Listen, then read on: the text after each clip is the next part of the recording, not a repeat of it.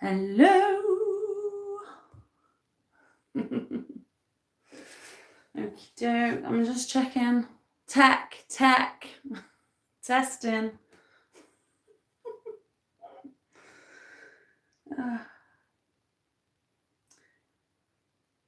Amazing.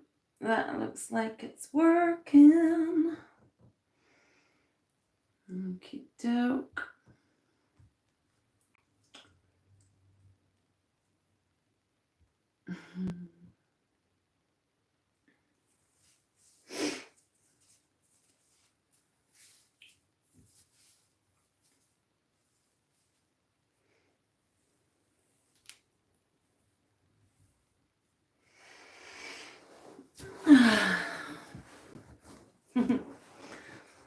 Oh. Hi.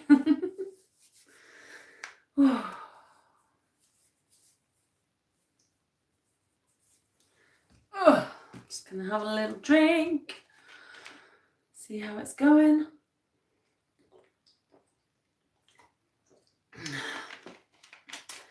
Okay, I've got no clue how this is gonna go. I do not have a plan. All I know is that I am going to be reading some poetry. Please feel free to chat in the thing. I will try my best to answer in between. I will try to make sure that tech is going okay. And yeah, welcome. How are you doing? How's your blessed solstice been? How's your Yule been? If anybody wants to write any of their poetry in for other people to see, I'd be so happy to see your poetry, and maybe I could read it out if you would allow me. I would be honoured to. I'll try my best. Yeah, so let's see how it goes. First of all, I think I'm going to try and read some of the poetry. Some of it might get like quite emotional, actually. Probably just going to sit here blubbering with some of them.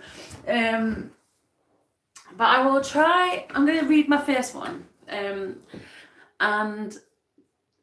this is a very small piece, and it is definitely one of my favourites. And it's called I Embrace My Face. And it's very precious to me, this piece. I wrote this when I realised for the first time in my life that I actually really loved my face. I really loved my face.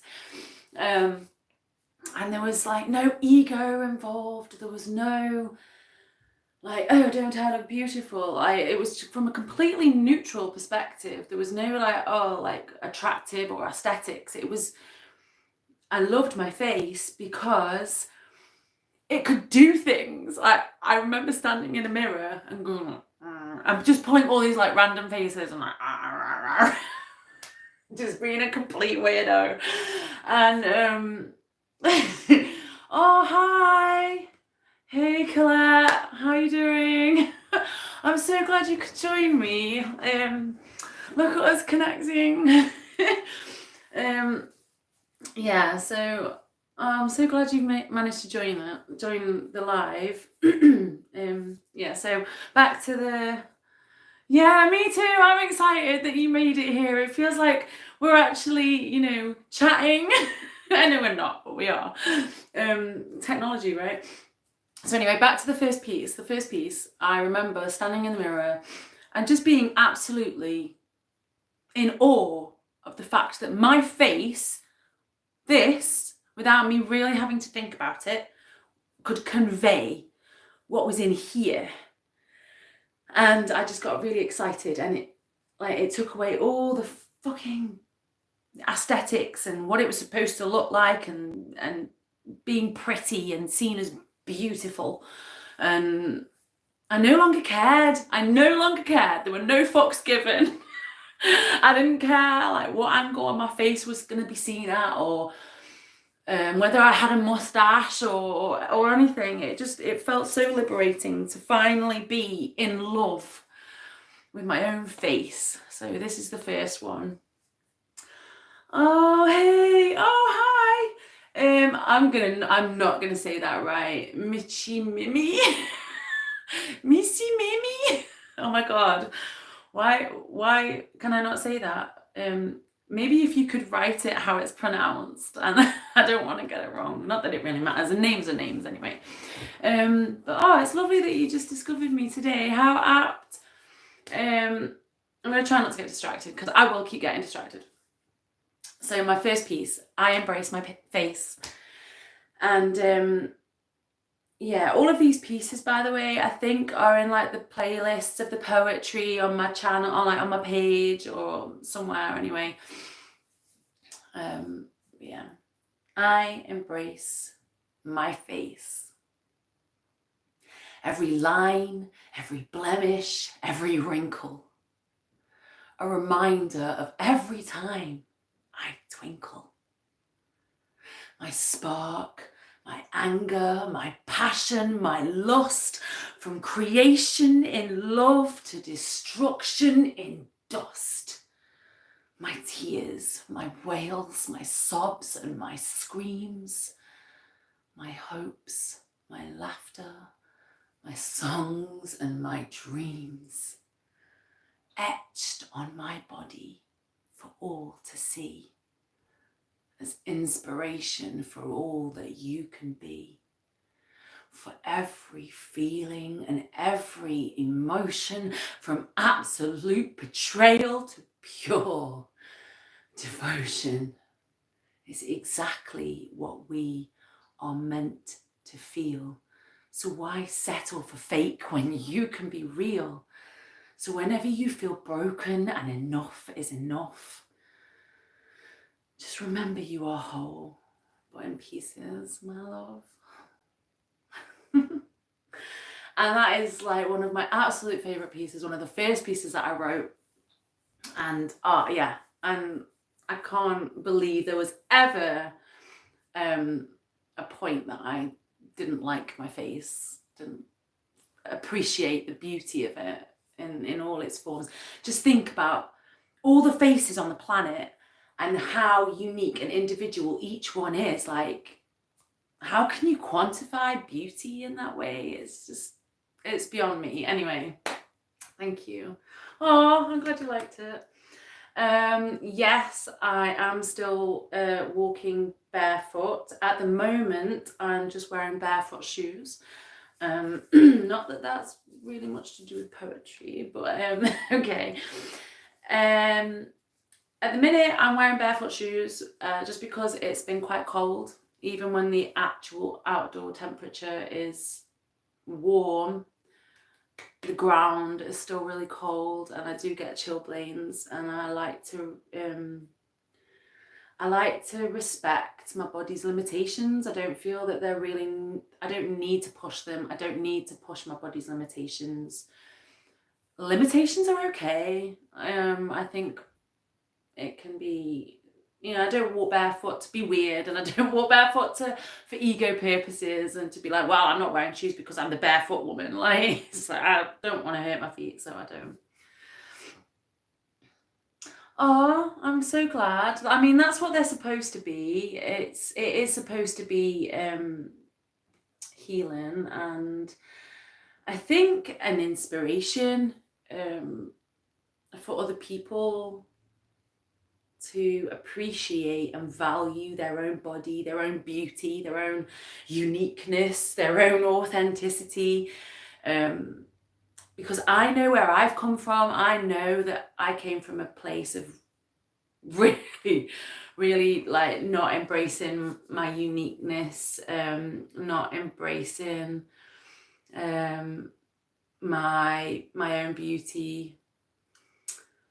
This would be considered a evil. Okay, well, that's not grammatically correct. First of all, punishment for many, get you willingly. Again, still not.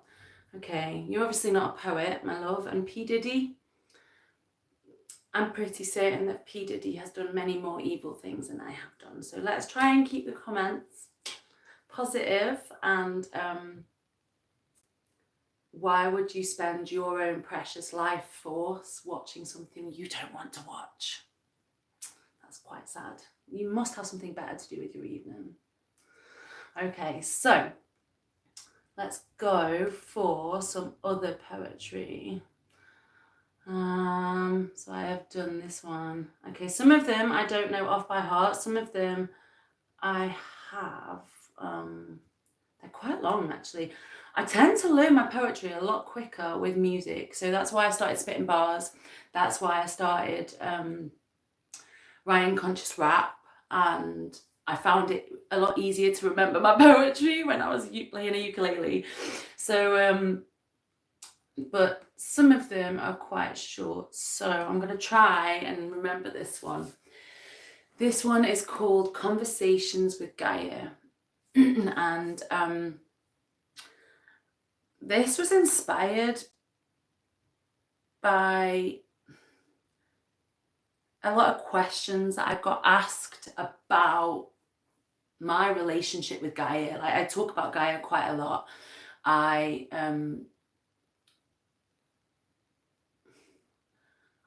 talk with her a lot. I converse with her a lot. I listen to her a lot. I think that we are all a part of Gaia, like a cell in a body. You know, we are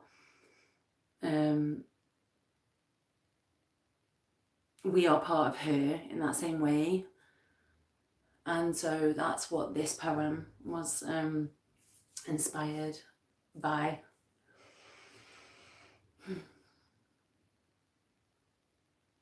I placed my feet upon her skin. She made a sound and breathed me in. Look with your heart. What do you see? Do you see you? Do you see me? I sing to you through birds each day. I gift you pots in earthly clay. I nurse you well with plants that heal, and still you doubt that I am real. When you need food, just look around. There's leaves and nuts and fruits abound. No need for hunger, thirst, or fear. When you're in pain, I'll hold you dear. I've held you since the day you came. I only ask you do the same. For just like you, I live, I breathe.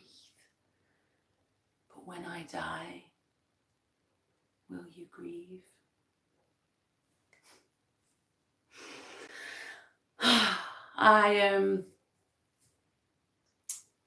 I was quite emotional when I wrote that one, mainly because I realised that there was a lot of people that didn't see Gaia the way that I saw her, the earth, the plants, the animals. I can quite sort of connect with animals sometimes a lot better than I can with humans, because there's no ego there's no ulterior motive, there is just simply being, and it's one of my favorite things to do, is to just be. And yeah, it's quite hard sometimes to try and get across my relationship with Gaia, because especially, I have like a relationship with God as well, and some people have this like conflicting thing where you can't worship or adore or hold sacred Gaia, because that's like and anyway, religious scripture can kind of get in the way of these kind of things. I'll try not to get involved with that. Okay, Affectionate Printer.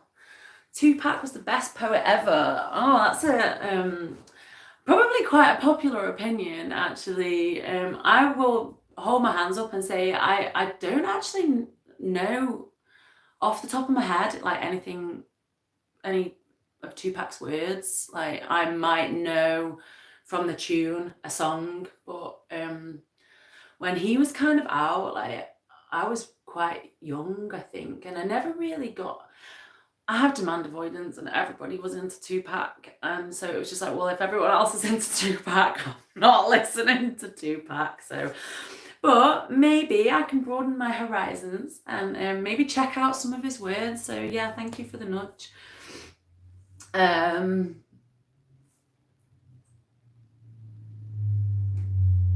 Okay, hide user on this channel. Bye, P. Diddy. We don't want you on here anymore. Like, let's not bring the vibe down. You're quite welcome to watch, by the way.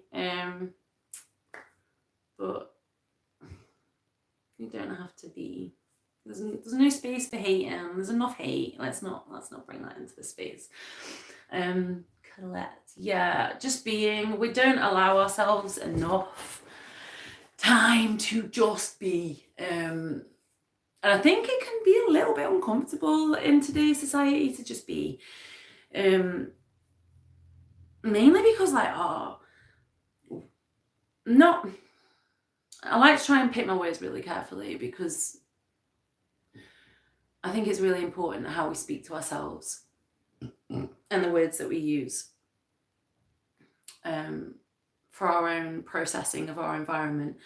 And I don't think it's that society tries to make us tries to perpetuate our value based on what we achieve and what we attain and what we do. And actually, we are human beings, not human doings. And it's quite important, I think, that we stop trying to connect with each other with, like, these weird interfaces that we seem to have. Like, we have to do something, or we have to go somewhere, and we have to do an activity to literally be able to sit next to somebody in quiet and have a cup of tea, to not feel that you've got to keep conversation going, to maybe not have to entertain each other, to just read your book next to each other, or do whatever, just sit. And it's such an underrated activity. It's still an activity, isn't it? I suppose you're still doing, but it is not gifted enough. Like, especially in schools these days, I do think that the mainstream education should really allow more space for just being for kids, because there isn't enough time now. JM. Oh, hey. Well, I'm very glad that you stumbled upon this. Been feeling really low over the Christmas period, but you've cheered me up. Oh, I feel connected. Yeah, I think a lot of people feel low at this period of time, and I don't know if you checked out my video or have seen the one about me and the kids, our journey from, like, consumerist Christmas to just, like, really minimalist solstice. That's been quite that was a good video, because one of the points in that was about making this time of year so, like, intense that if you're not actually doing anything, which, by the way, is okay, it can make it feel like you've somehow failed Christmas, or that you're somehow not loved or not wanted, not appreciated. And actually, really, at this time of year, like, is the time that we are supposed to be a little bit more sort of inwards. It's the darkest day. It is supposed to be for us to sit in that darkness and to contemplate and to absorb, and that's where seeds germinate, is in the dark, isn't it? Like, when they're in the ground, and that's where we kind of want to strive to reach the light. So I'm so glad that you feel connected and that I've cheered you up. I will get around to reading some more poetry, but it's so nice to speak to you and connect to you all. I've been so blessed to have you all support me and beautiful comments and stuff. So thank you. Will you ever do a Q&A type of live stream? You inspire me so much and I would love to hear your opinion on so many things. Maybe, I suppose I was just going to try and see how this went, if I'm honest with you. Like I said, I had no plan. I've got no plan as to how tonight's going. I'm going to read some poetry. I have my ukulele on hand. I might sing. So yeah, like, please, like, I'll try my best. Like, I was gonna hold space for connecting, chatting, Q&A, if that's what, all the things. So please, if you have a question, type it in, and then I'll try and like chat in between reading poetry. So I'm gonna try and read another one now. So what did I just do? I did Gaia, didn't I? Conversations with Gaia. Okie doke.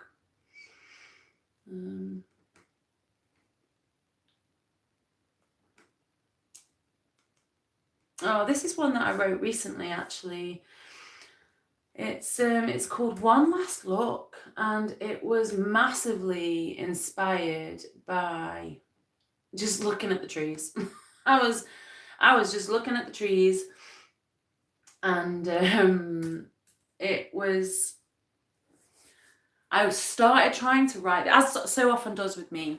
I started trying to write a poem about something else, and I was inspired by the shape of the silhouettes of the branches of the trees against the dark morning sky. So it was going like, it's still this really deep blue, hadn't quite reached its bright blue yet. And I was mesmerized by the shape of the branches. And so I started writing a poem about that. And I then, because I was looking at the tree, I then became like kind of from the tree's perspective and how annoying it would be. Like, I don't know why my brain went to this direction, but it did, so no shame. My brain went to the place of how it would feel to be a tree and have someone being hung from me. Like, I would be really pissed off as a tree because, I'm not consenting to this. So my brain went into this kind of direction, and how annoyed I'd be if I was a tree and like humans started hanging people from me, and like how I'd have no kind of bloody choice. And then I thought about how it would feel like to be in that space. Like, my brain went to like, it quite often works like 1,000 miles a second, and it went to how it would feel to be a witch, like being hung from a tree with all of the people that you knew, with all of the people that you grew up with, watching you in that position. Like, and I was sat thinking about how horrible that would be. And then when I zoned back into the tree and the silhouette and the shape of the branches, I realized that for me, I'm not saying this is the case for everybody, by the way, but for me, if that was my last view, looking up at that, if that was my last view, that for me could be so easily ignored and everything would be gone. Like, just that I would be so grateful for that to be my last view.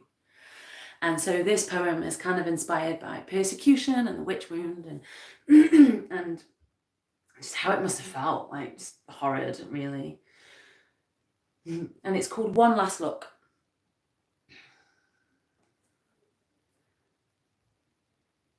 She spent her time alone and sat with only loyal friend, a cat. He never judged or pointed at her love of healing this and that. She pondered on her social lack, grateful for the gift she had. was ostracised but never sad, although enough to drive her mad. Her wisdom sought by one wrong man. She saw the mob and off she ran, but persecution on the rack, drowned 10 times, head in sack, hung from neck, no tears, held back, laughing faces, ridicule flash. What makes them good but her so bad? It was enough to drive her mad. She pleads to God, he answers back, I'll hold your hand, I always have. Take one last look at what you had. The sky dark blue and branches black, silhouettes graceful attack, mirrors, veins and brain synapse, bronchial tubes where birds are sat. All that pain, and she's still not mad. It's a bit of a dark one, that one, isn't it? But beautiful nonetheless, I feel. So yeah, it was quite intense. Let's have a look at what we've got.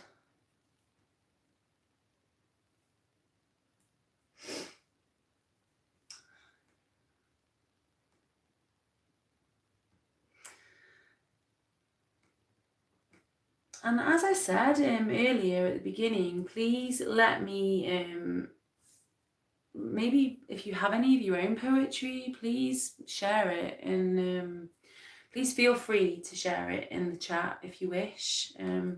It would be so lovely to see, your things. Yeah, like that was one of my dawning meditations, Colette. I was sat with my coffee and I was looking up, and I had to run back in and like go and grab a pen and paper. And normally I'm just like, oh, it'll come later, but I was in the moment and I was very much taken back to how that would have felt. And it was kind of, I can kind of relate to isolation. I can relate to how both terrifying and peaceful isolation is. But I do know that in my periods of isolation, I have always learnt a lot about myself, and it has definitely helped me to love myself, appreciate myself, and value my own company massively, as well as other people's. Like, I try not to take other people's company for granted now, and when I do spend time with other people, try to really value that time and that space with them, because that's another aspect of the universe that you are like connecting with in that moment. That's so beautiful. Like we are now. Let's see what next.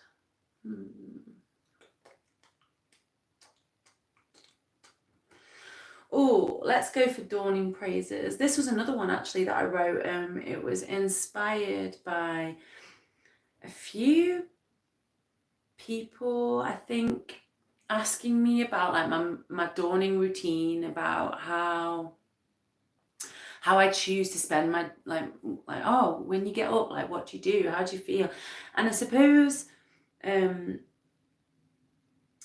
everybody's dawning is different, and I used to be I'm not as busy in the morning, like physically busy in the morning as I used to be, like with all the kids, and it'd be like, oh, get up, make breakfast, like tidy up, get them all ready and start the day and do the thing. And I realised that I was getting in my own way of having an easy morning. And I would consistently make the excuse of, well, I don't have time. I don't have time. I don't have time. I don't have time to do that. I don't have time to do that in the morning. So what I started doing, I don't quite so much do it anymore, but I wanted to be able to take my time. And the only way at that time that I could take my time was by getting up earlier. So I started getting up at 5 a.m. and having 2 whole hours, because I'd be like, oh, 2 hours to yourself. Well, I never get that. I was like, well, you're not, the only person that's ever going to give that to me is me. So how am I going to gift myself 2 hours first thing in the morning? I know, I'll get up earlier. And so I started getting up earlier. And yeah, it didn't mean that I went to bed earlier, but like, I found that I would always make excuses to keep going at night. I'd always like find a job to do, or I'd find something to tidy, or I'd find a chore to do, or so I started getting up like really early, and I made my own routine. I started making my own routine of, I would get up, I would go and sit outside, I'd like light some incense, I'd go and sit outside, I'd listen to Rudram. That's when I started listening to Rudram. And I started doing that before I listened to Rudram, now I'm thinking about it. But I would listen to like mantras as well, was quite helpful. I would spend like a good half an hour out in the garden, and then I would go inside, I would do yoga, I would make space, even if it was just 20 minutes of yoga, as long as I was doing it every day. And I found creating that time and that space for myself, gifting myself, creating it, making it, was one of the biggest gifts and acts of self-love that I could have ever given myself. And it was doing that I would say probably opened up so many aspects of my life, like my heart, my mind, my intuition, my ability to sit and be, my ability to self-regulate, my ability to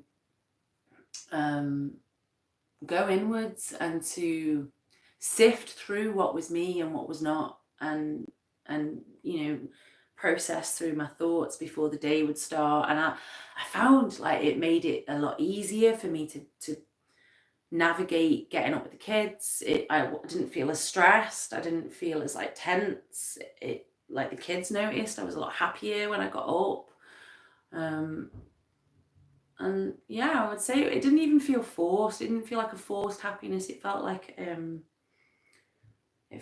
just like an absolute authentic space of just being like that. Just that. That's the only word I can use to describe it. So this is called Dawning Praises. And yeah, I do like this. This is a really cool one.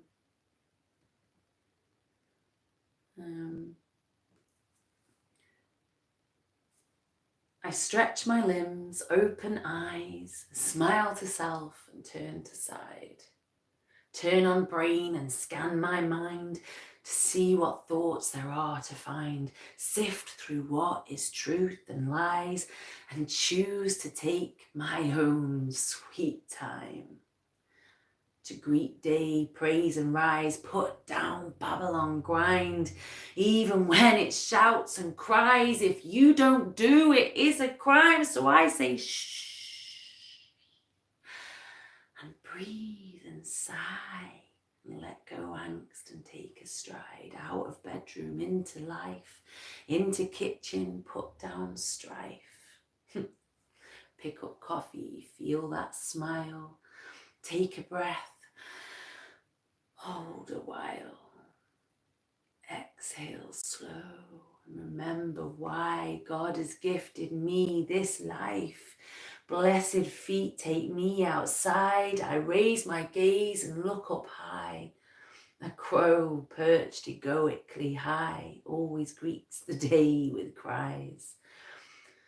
Caws, screeches, always thrice, ruffles feathers and off he flies, surveys the battleground of life and warns me well of what is nigh.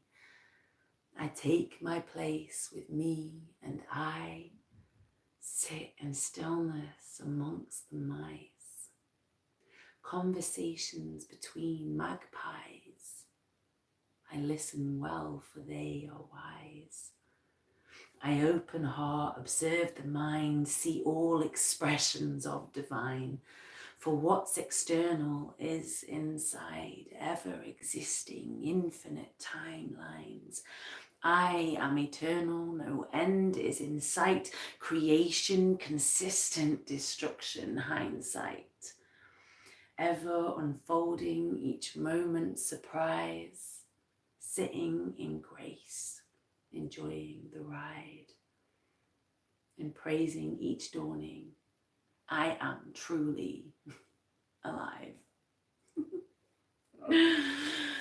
Oh, it makes me excited for the morning, like for the dawning. It really does. I'm sitting here now going, oh, I'm like, I can't wait to get up in the dawning and go and have my coffee and sit outside and listen to the birds and just sit with self and be. And there's just something about it for me. And I get that everybody has their different space of time where they feel present, I suppose. Not everybody's a dawning person, and that's totally okay. Like, no expectations here. Like, if you're an evening person and you like to, whatever it is that you like to do, if it's having a bath, do that. Like, my daughter, like, we're not complete opposites, but there are many things that we are complete opposites in. And I find the thought of wearing makeup like really restrictive. Like, I can't touch my face and I can't do this and I feel like trapped in my own face, like I'm wearing a mask, and I don't like that. But she absolutely adores putting her makeup on, like, without going into too much things, there's been elements of her like having to work quite hard to maintain her mental wellness. And she has found that one of the things that really helps her to sit and do that, sift through her thought processes, is putting her makeup on. And she does it really well. Like, I'd look like a clown if I tried to do it. She does the eyebrows and she does all the swooshy, and she does the contouring and the eyelashes and the lips and the things, the shiny things. And she has all the brushes and the sponges, and yeah, and if that's what it takes for somebody to be able to do, like, we all have our own unique individual thing. And for me, it just so happens to be like really having a big coffee and sitting down and just being with the birds, with the smells, with the air, with the sounds, with the clouds, with the wind. And it really helps me to just sift through, like if you was mining for gold, you let all the shit fucking filter through and just leave the little nuggets of gold. That's kind of what I do, really. I would say I sift through the rubble to find, myself. And that's what she does, is she just does it with her makeup. And, if you like to sit in the bath and do that and just like zone out, I used to get told off all the time as a child for daydreaming. And really, if you act like, I have a child that non-stop daydreams, like, is constantly like, and I don't know, about 10 years ago, it was just like, maybe even longer than that, I realized that basically all they were doing was meditating. They were just meditating. It's just another way of meditating. So, like, this idea that we have to tell people off for daydreaming, oh, you're not present, pay attention. Like, do you know how hard it is for some people to just sit and zone out and not think?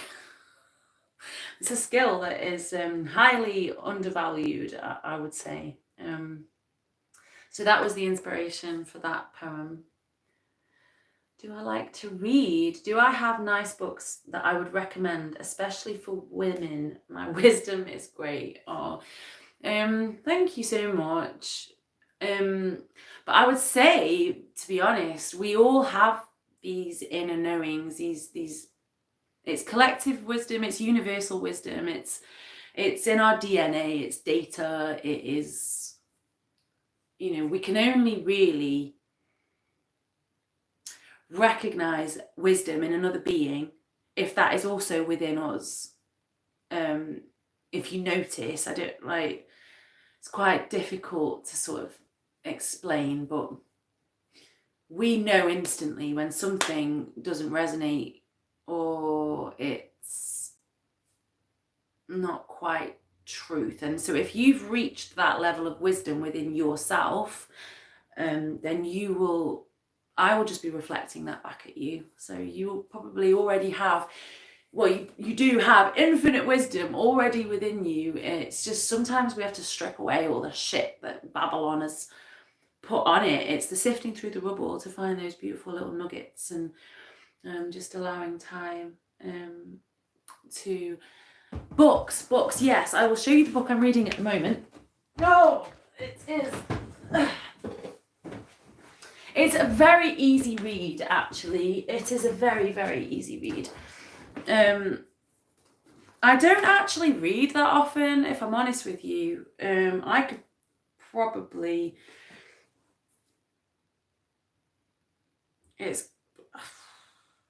I don't like to count school because that was enforced reading. I've probably read less than 30 books in my whole life, if I'm honest. Because I really struggle with reading. I really struggle. I don't have the ability to turn words into pictures in my brain. So my imagination is not visual at all. So when I'm reading words, it feels like there is no context to them. It feels like they're just words. And quite often I struggle. I think I might be a little bit dyslexic, if I'm honest. And I wouldn't have said that. It's only having 2 of my children diagnosed with dyslexia that I recognize that maybe I am actually a little bit dyslexic. I don't think it's significant enough that it affects my interacting and my standard of living, or like it just means that I tend to not read as much. But at the minute I am reading this, and it's very shiny. The Good Man Jesus and the Scoundrel Christ, and I quite liked that. What drew me to this was Christ being a scoundrel, because everyone loves a rebel, right? And so far I'm finding it quite interesting. It's really easy, as you can see. Like, this is what can you see that? It's very easy. It's like, it's not crammed with loads and loads of words, which is what I like. And it's actually the concept that Jesus and Christ were 2 separate people. They were twins. I'm not going to get too much into it in case you read it. And I haven't finished it yet, so I can't tell you whether it's good or not. But so far, it has kept me quite enthralled. But I will give you some tips on my favourite books. That's what I'll give you, my favourite books. One of them was actually really intense. It was quite an intensive read, but it was one of the only book series plural for series, anyone? Series. It was one of the only series that I read twice. Well, I suppose I did read another book 3 times, but that was like one, and there was only 2 books. I wouldn't say that was a series. But they are quite heavy reads. So if you're really into reading, they are like thick books, and there are like the words are tiny. But it's called Clan of the Cave Bear, and oh my gosh, the main character in that book series is like, she is amazing. She's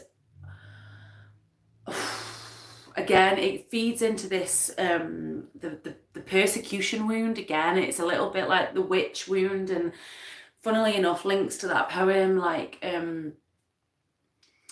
I won't go into it too much because I don't want to spoil it. Like, I'm really bad at giving spoilers by accident and not knowing how much information to give and how much to hold back.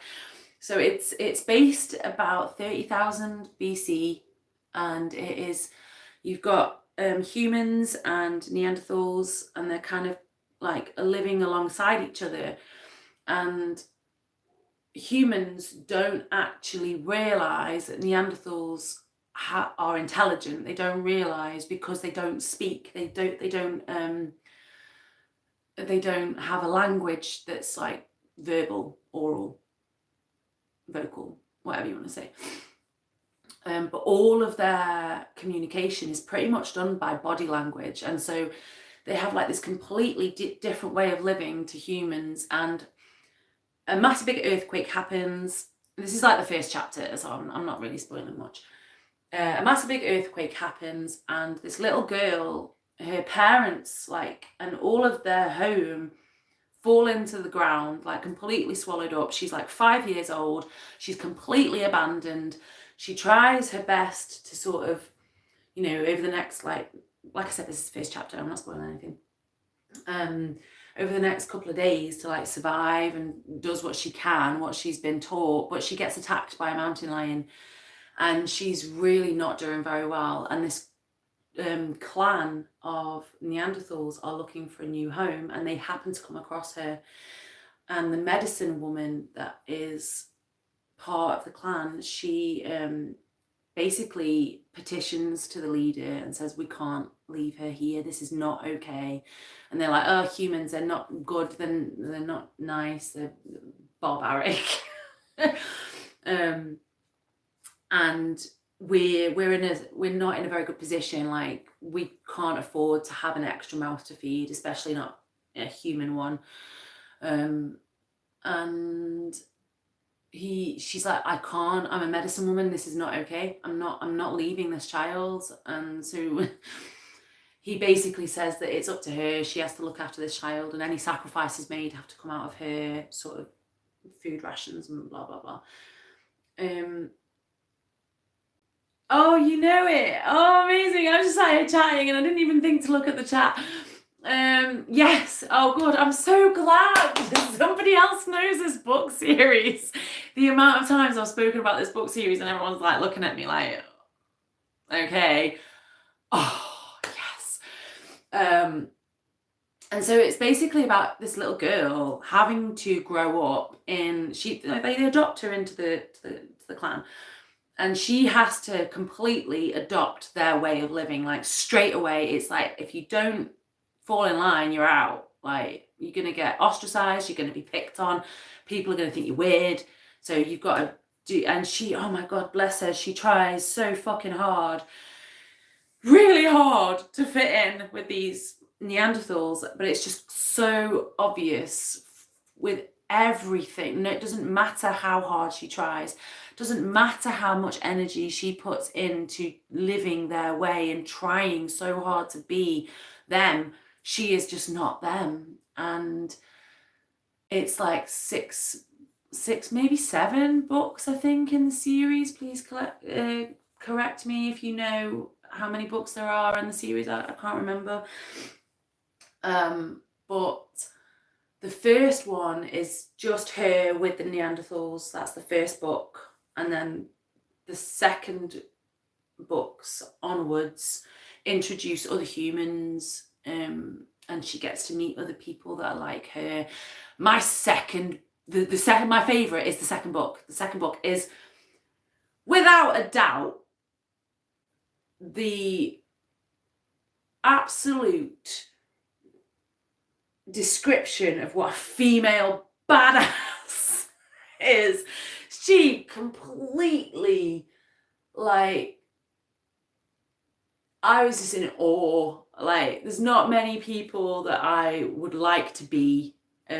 She was one of them. I wanted to be her because you might when I had a son. Like, definitely not Neanderthals. I actually feel like I resonate with the Neanderthals quite a lot, but also with her. In other ways, like I feel like I resonate with both. But they do say that we have, like, you know, quite a lot of floppy neck baby. I love that. Yeah, but I genuinely resonate with parts of both there. But they do say we do still have, like, you know, some people have more Neanderthal DNA than others, so that's pretty interesting. I always thought, but oh my gosh, she was one of, in the second book, like, I wanted to be her. I thought she was, like, I was just like, oh my god, she's amazing. And Sarah Connor, I was speaking about this with a friend very, very recently. We were having a bit of a like WhatsApp voice note sort of rant about AI. And he changed his profile picture to Skynet, and I was like, oh my god, I love your profile picture, that's so apt right now. And then we started chatting about Sarah Connor and just how much of a badass she is. And yeah, so I kind of think that Isla is a little bit like her. But yeah, an amazing book series. The Descent. Oh my gosh, The Descent. Somebody suggested that book to me. I can't remember how we even got onto the subject of it. I think she was reading it at the time. I was like, oh, what are you reading? And it was made into a film. So I'd never seen the film. It looked really crap, so I didn't bother. And I was like, oh, isn't that a film? And she's like, oh, don't even get me started on the film. It's like the first chapter, that's it. That's the film. They've made it, like, really stupid. They haven't given any, like, of the rest of the book. And don't speak to me about the film, but read the book. And I was like, oh no, I don't tend to enjoy reading that much. And she was like, I promise you will really like this book. And there was something about, do I still have it? I might still, no, I think I've given it to my daughter to read, actually. I do still have it, yeah. But it was something about the blurb on the back that normally I'd be like, oh, somebody's told me to read something, I'm not reading it now. But there was something about the blurb on the back that really, like, made me want to read it. And it is about there being a completely different, I'll try not to spoil it. Civilization that is extremely old, that has been living in caves, in, like, the subplanet under the ground, and some, like, we at first think that they're a separate species, because they're, like, mutated and there's, like, differences in their physiology, and we then, like, go down and we start to, like, do what humans do, and we start to invade and, like, claim ownership to everything. But it's, again, try not to spoil it, its running theme is, they think there's this group of people, like these scholars and historians, that are trying to find Satan. They're trying to because they're like, well, if God exists, you know, if we believe that God exists, then Satan must exist. And so they are going down, they believe that these new beings that they found, these new, like, sub branch of humans, are sort of, this is where they would find Satan. And it a lot of it is about the original word. It like they go through scripture and they're trying to find. There's a woman there that she's trying to find the original dialect that we first started speaking, and it just like I can't really say too much about it without spoiling it, but that is a book I've read 3 times, and every time I read it there is more wisdom to be found in that book. Yeah, so The Descent and Clan of the Cave Bear. So there you go, those are my book recommendations. But as you can see, yes, like Colette, I'm sure can give a thumbs up on Clan of the Cave Bear. If you're a heavy duty, like if you're a hardcore reader, you will fucking love those books. Yeah, definitely. Watching your videos has helped me get up early for quiet nature time. Oh, I'm so glad that I inspired you to do that. And I think, yeah, it's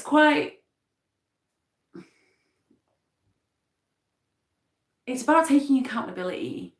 It's about taking accountability for ourselves, our time, our routine, our day, our perspective, our responses, that.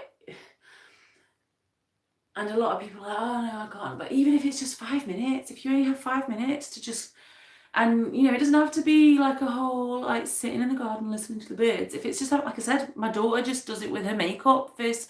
When she gets up, she puts her makeup on and that's how she does it. So I hope, Colette, have you found that by doing that more in like each day, that you have discovered more about yourself? Have you found that at all? Or yeah, that's kind of what I found. I found that it kind of anchored me into my day. It gave me an anchoring, like a root system for me to grow, like that security and that consistency and that one little, I suppose that's what habits are, routines. We are habitual creatures. And that's what, like, it's like a ritual, I suppose. It's like a self-enforced ritual that we get to choose, that resonates with us. And yeah, definitely grounding. And you are very welcome for the book recommendation. Do you have any book recommendations that you have for me?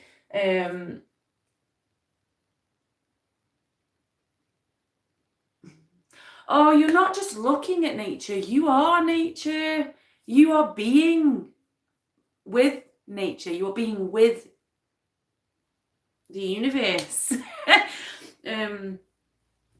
It kind of, I still do it. My wording like is so ingrained into my brain, and how we speak, like we become indoctrinated into this vocal and verbal way of words. Communing, yeah.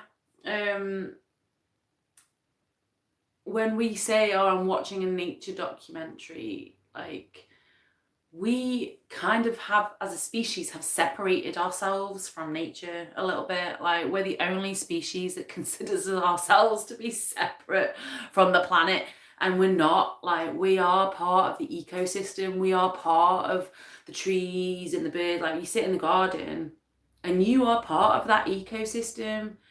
You are in it. You are it. Right, so I will, now I've been blabbering away, I will try and get on with some more poetry, which was the point of the thing, but I have enjoyed speaking with you. I'm enjoying this. This is quite cool, actually. Okay.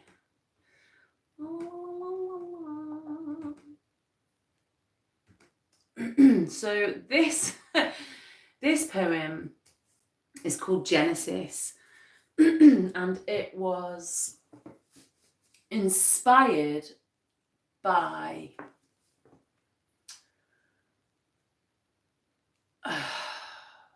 how would I call it?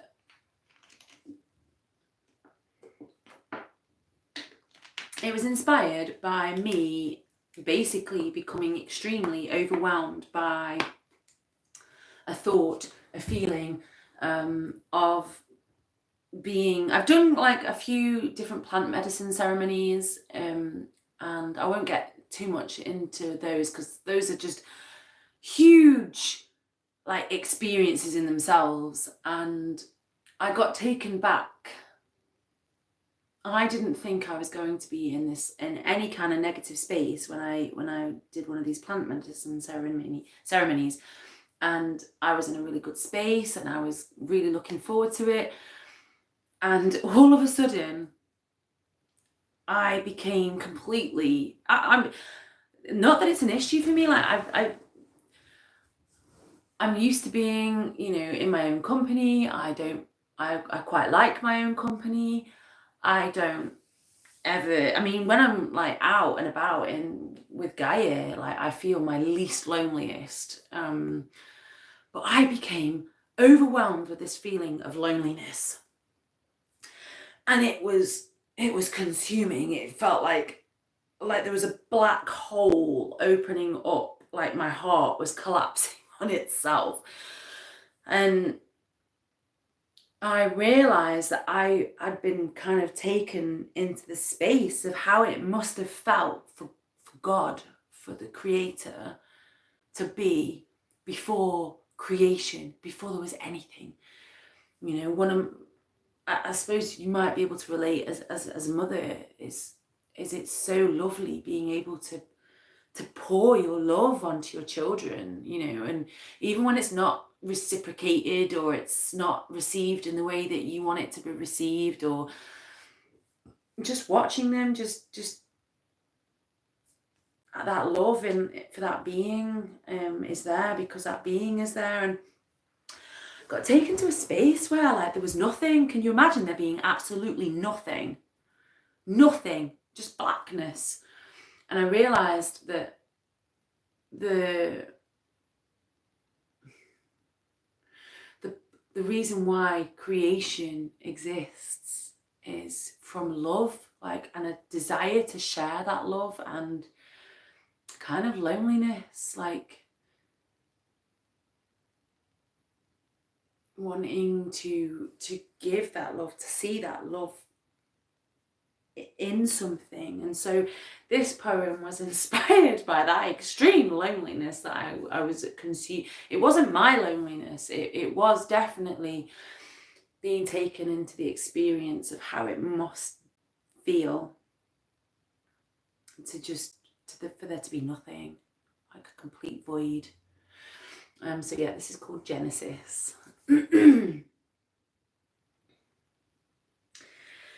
From cycles to spirals to shedding of skins, when once looking outwards is now looking in.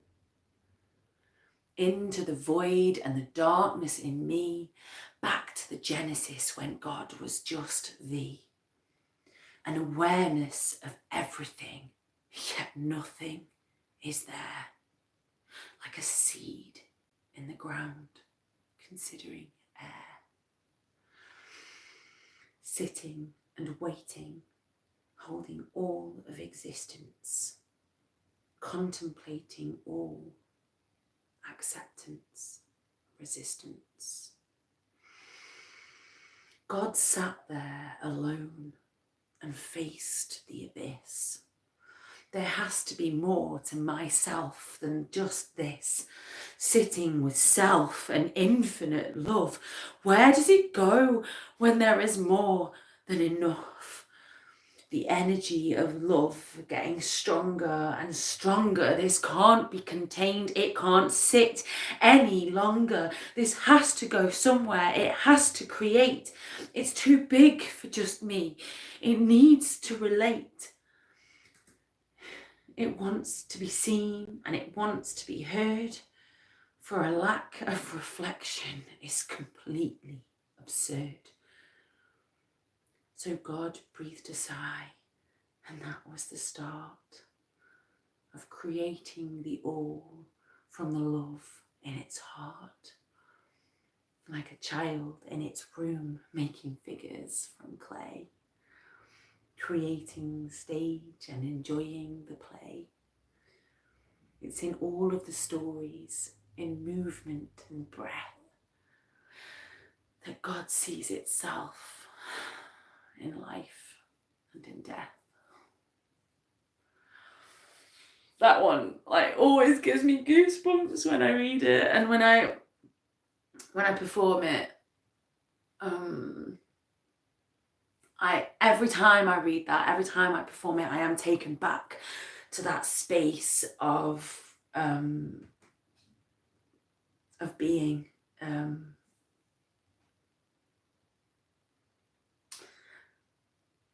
Wanting to like just create things, you know, like, and make them and make this story, and like kind of, it actually had a knock on to some other bars that I wrote, and some of the conscious rap that I wrote about this idea that if everything is a play, and if everything is like a film or a story or a game, you know, if that is what our reality is, and there are many analogies for what our reality is, and the truth is that we can argue about it, and we can, you know, we can all have our theories and our opinions, but we will never actually know. But it was quite nice to think of, if this is a stage, if this is a play, if this is a film, and God is making this happen, how do we create heroes in our little play if there isn't a villain, if there isn't an edge of your seat, biting your fingernails, you know, situation for people to go, oh, are they going to get out of this? Are they going to survive? And it kind of allowed space for me to actually really appreciate and enjoy the ride, you know, to enjoy when things go wrong, and to enjoy when we get people like P. Diddy cropping up. Part of me really did want to like leave him in there, and or her, whatever. I'm assuming that's not their real name. But it really does help when engaging with people like that, because, you know, looking the way that I look, I do get that a lot. There are people out there that think the Antichrist, and that I am Satan incarnated, and all manners of things. And so it, you know, it does help with these kinds of things, and you do come across very angry people occasionally, and grumpy people, and people that aren't very nice, are in pain, and choose to project that pain onto others, and it does help. So writing that helped me to sift through that, and kind of, yeah, appreciate the villains for their role in my life. It's nice, I suppose. Did I miss anything? No, I haven't. I don't think so.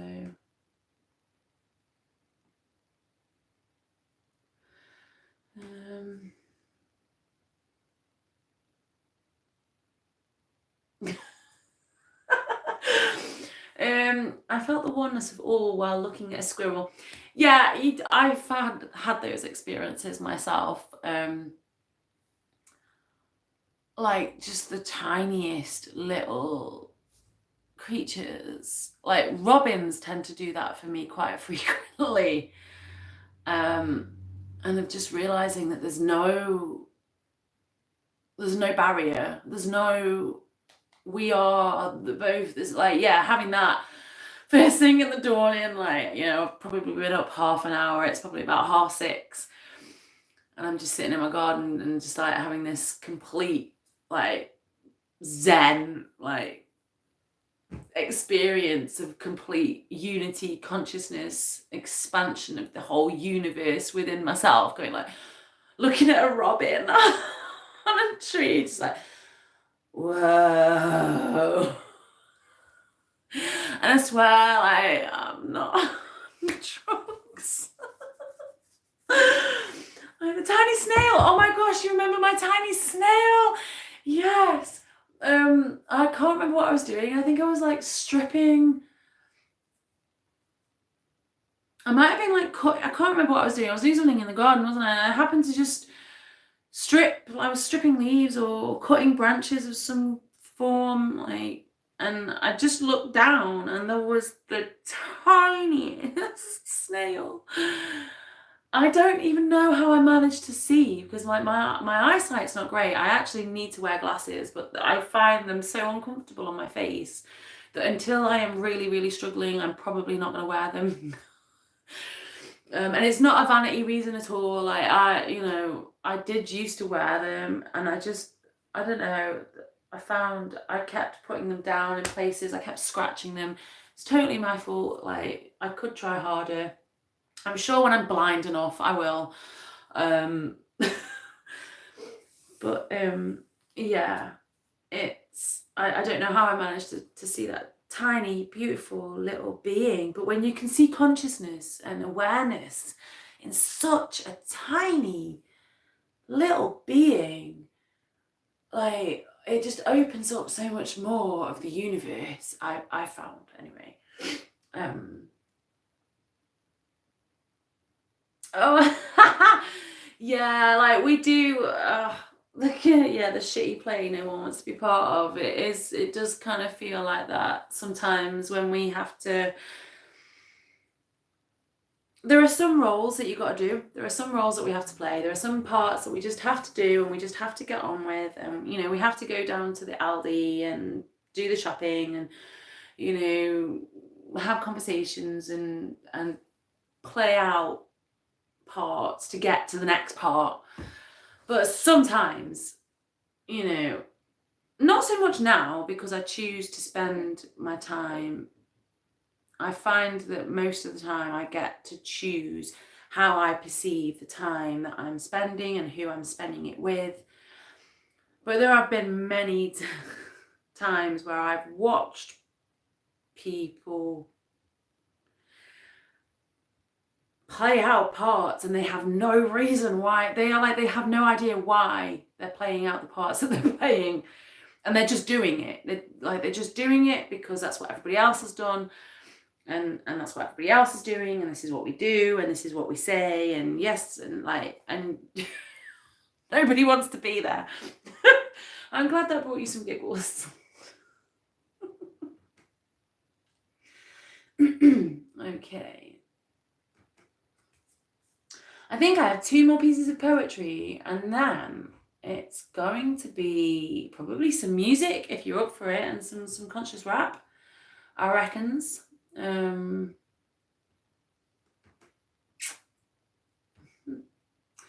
This one is very pretty, and I can't really remember what inspired this other than an awareness of when I looked at myself as an observer, I realised that I'd done quite a lot of things. And I realised that actually when I'd spoken to quite a lot of people and we exchanged experiences and stories and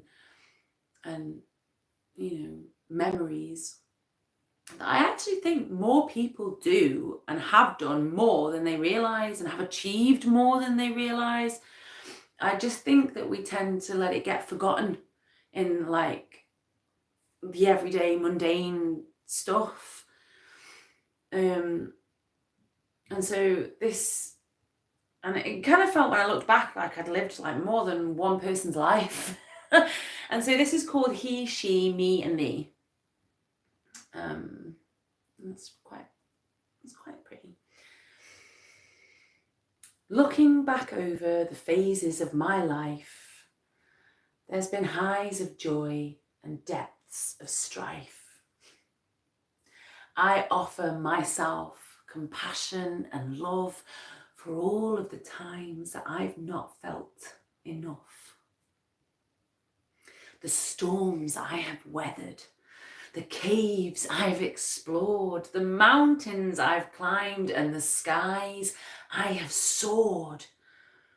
How could I ever think that I'm not complete when the act of existence is what makes us elite. The bliss I have felt and the pain I have suffered, the ugly I have seen and the beauty I've discovered, the secrets I've heard, the untruths I've ignored, through lives I have lived and deaths I've endured, the temple I have built on the foundations I have laid, through the skins I have shed and the changes I've made, the seeds I have nurtured and the earth I have clawed, the screams I've contained and the silence I have roared, striving for perfection, a pointless endeavour. There is no end goal, just being together. I'm sure you can relate to that one, Colette. Oh, hey, Turpentine. Yeah, nobody wants to be there, but they are all still doing it. Like, why? Why would you? We, for whatever your beliefs are about existence, whether it's that you get to live multiple lives and you get reincarnated to achieve a mission, or whether it is that you get one, and just one. Either way, why are you wasting it doing things you don't really want to do? And that's not to say that we always only ever get to choose what we want to do. Sometimes there are just things that we've just got to do to get to the next part, to get to the next point. It's like a stepping stone. But why would you, why would you, want to go and spend 4 hours with, people you don't want to spend it with, that don't see you, don't hear you, don't appreciate you. Their love is not unconditional. It comes with expectations. It comes with conditions. And unless you are X, Y, and Z, we're not going to be happy. No. Nah, my time, my energy, my love is sacred. It is precious, and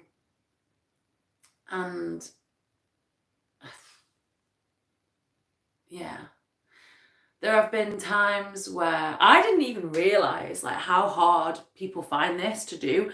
Like, I saw an event at a place, like somebody I knew was singing like an album launch thing, and somebody else that I knew had invited, I didn't know it was going on because it's all done through social media, but somebody else that I knew had said, oh, this thing is happening, do you want to come? And I did the thing. I was like, yeah, I might do, I'm not quite sure. It seems like I like the venue, so yeah, I might probably pop along. I waited until like that day to see how I would be feeling energy wise, whether something else had cropped up that I might have felt more inclined to go to. And I went down to the event, and I went into the event and it was packed. It was like absolute, which is great for the person whose album launch it was. But for me, I was just like, whoa, this is a lot of people. And there was like the room where the music was being performed. And then there was another room, and people were actually spilling out of the room, and they were all standing up, like just standing. And so I was like, right, well, I'm not just going to stand here. I'm not coming to just stand in the foyer and listen. Like, I'm going to go through, see if there's any spaces. And there genuinely wasn't. There was just no space, and the music was very well performed. It was very well written, beautiful voice and all that stuff, but it was just a little bit sad. It was a bit like, and I didn't want to spend my night like listening to really sad music. So I stood in the middle of this place, and I'd already like pushed my way through, and I thought, oh. yeah, no, I don't want to spend it. And so I like just quickly turned around and just walked straight back out. And I had somebody say to me, like, that's an amazing thing that you were able to just do that.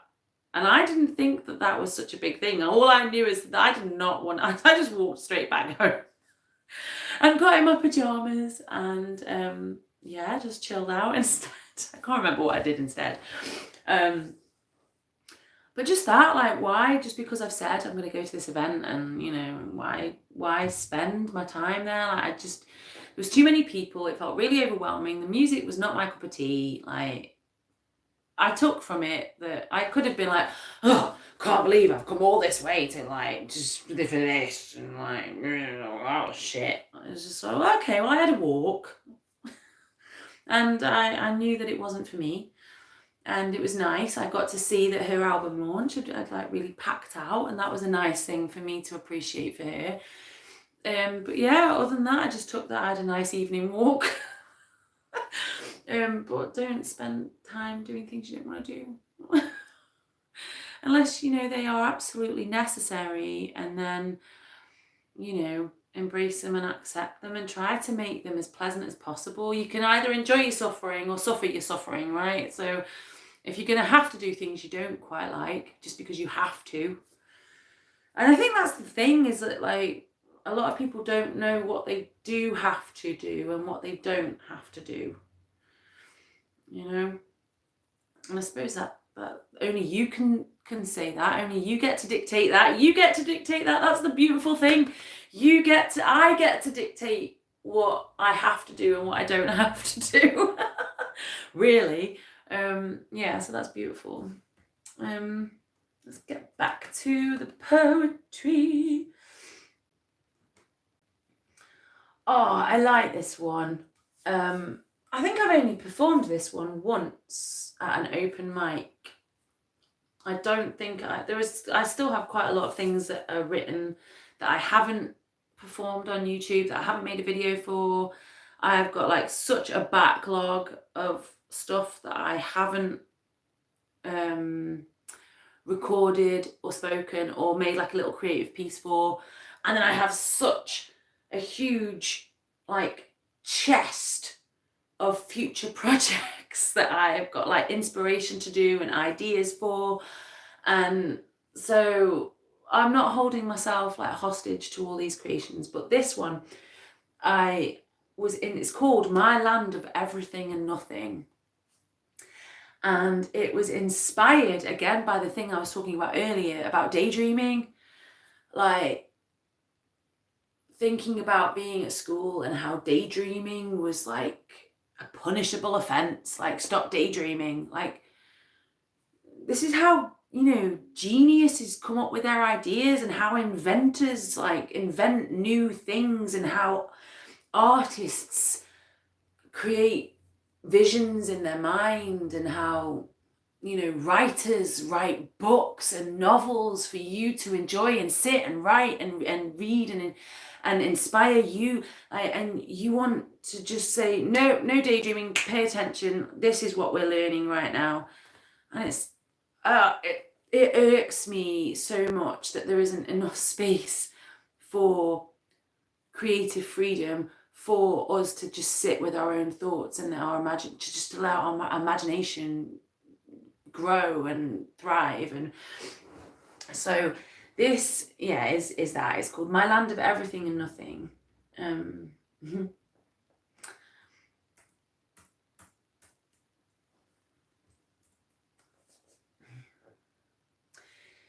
Daydreaming takes me to the land of everything. Takes me away from here,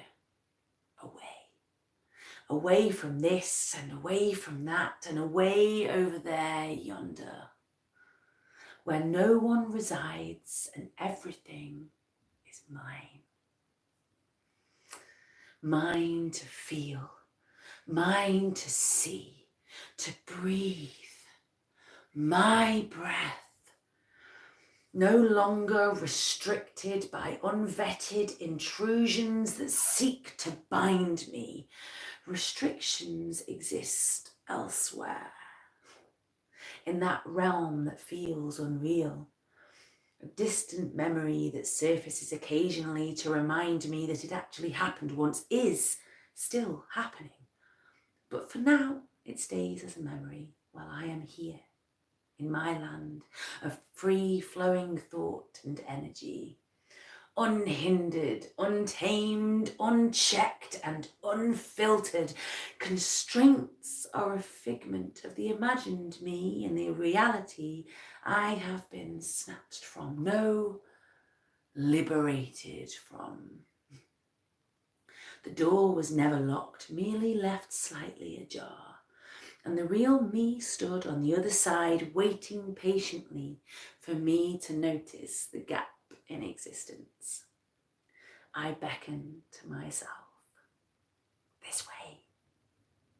With a glint in my eye that quietly whispers of all the wonders that I would find, the treasures that would captivate my soul, setting my spirit on fire with all of the impossible things that I am. Here, in my land of everything, I don't merely walk, I gallop. I don't just fly, I soar. I never, ever fall. I dive.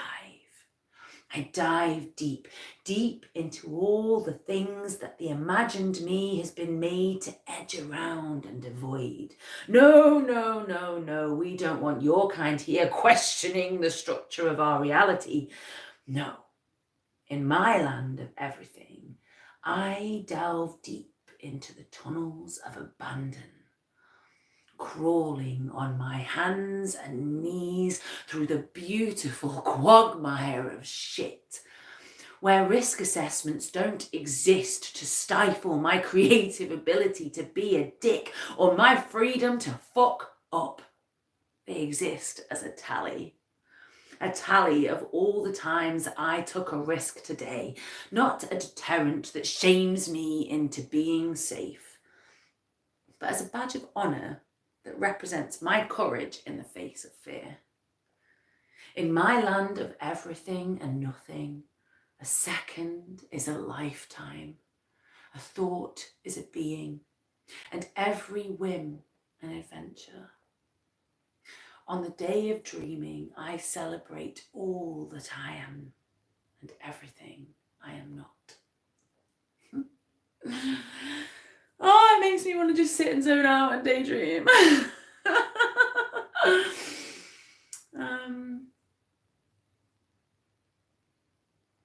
I always say I don't have to do anything when somebody says I have to do something. Exactly.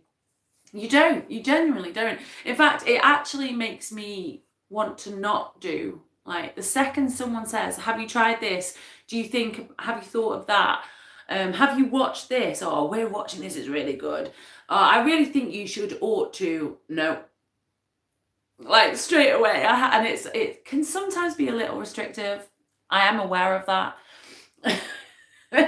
Like kind of, restrict.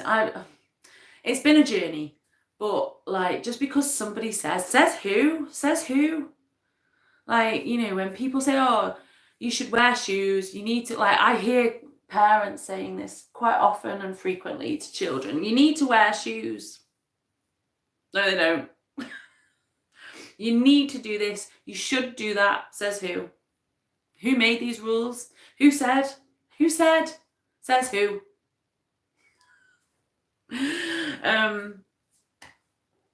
I fucking love this one already. Oh, yes.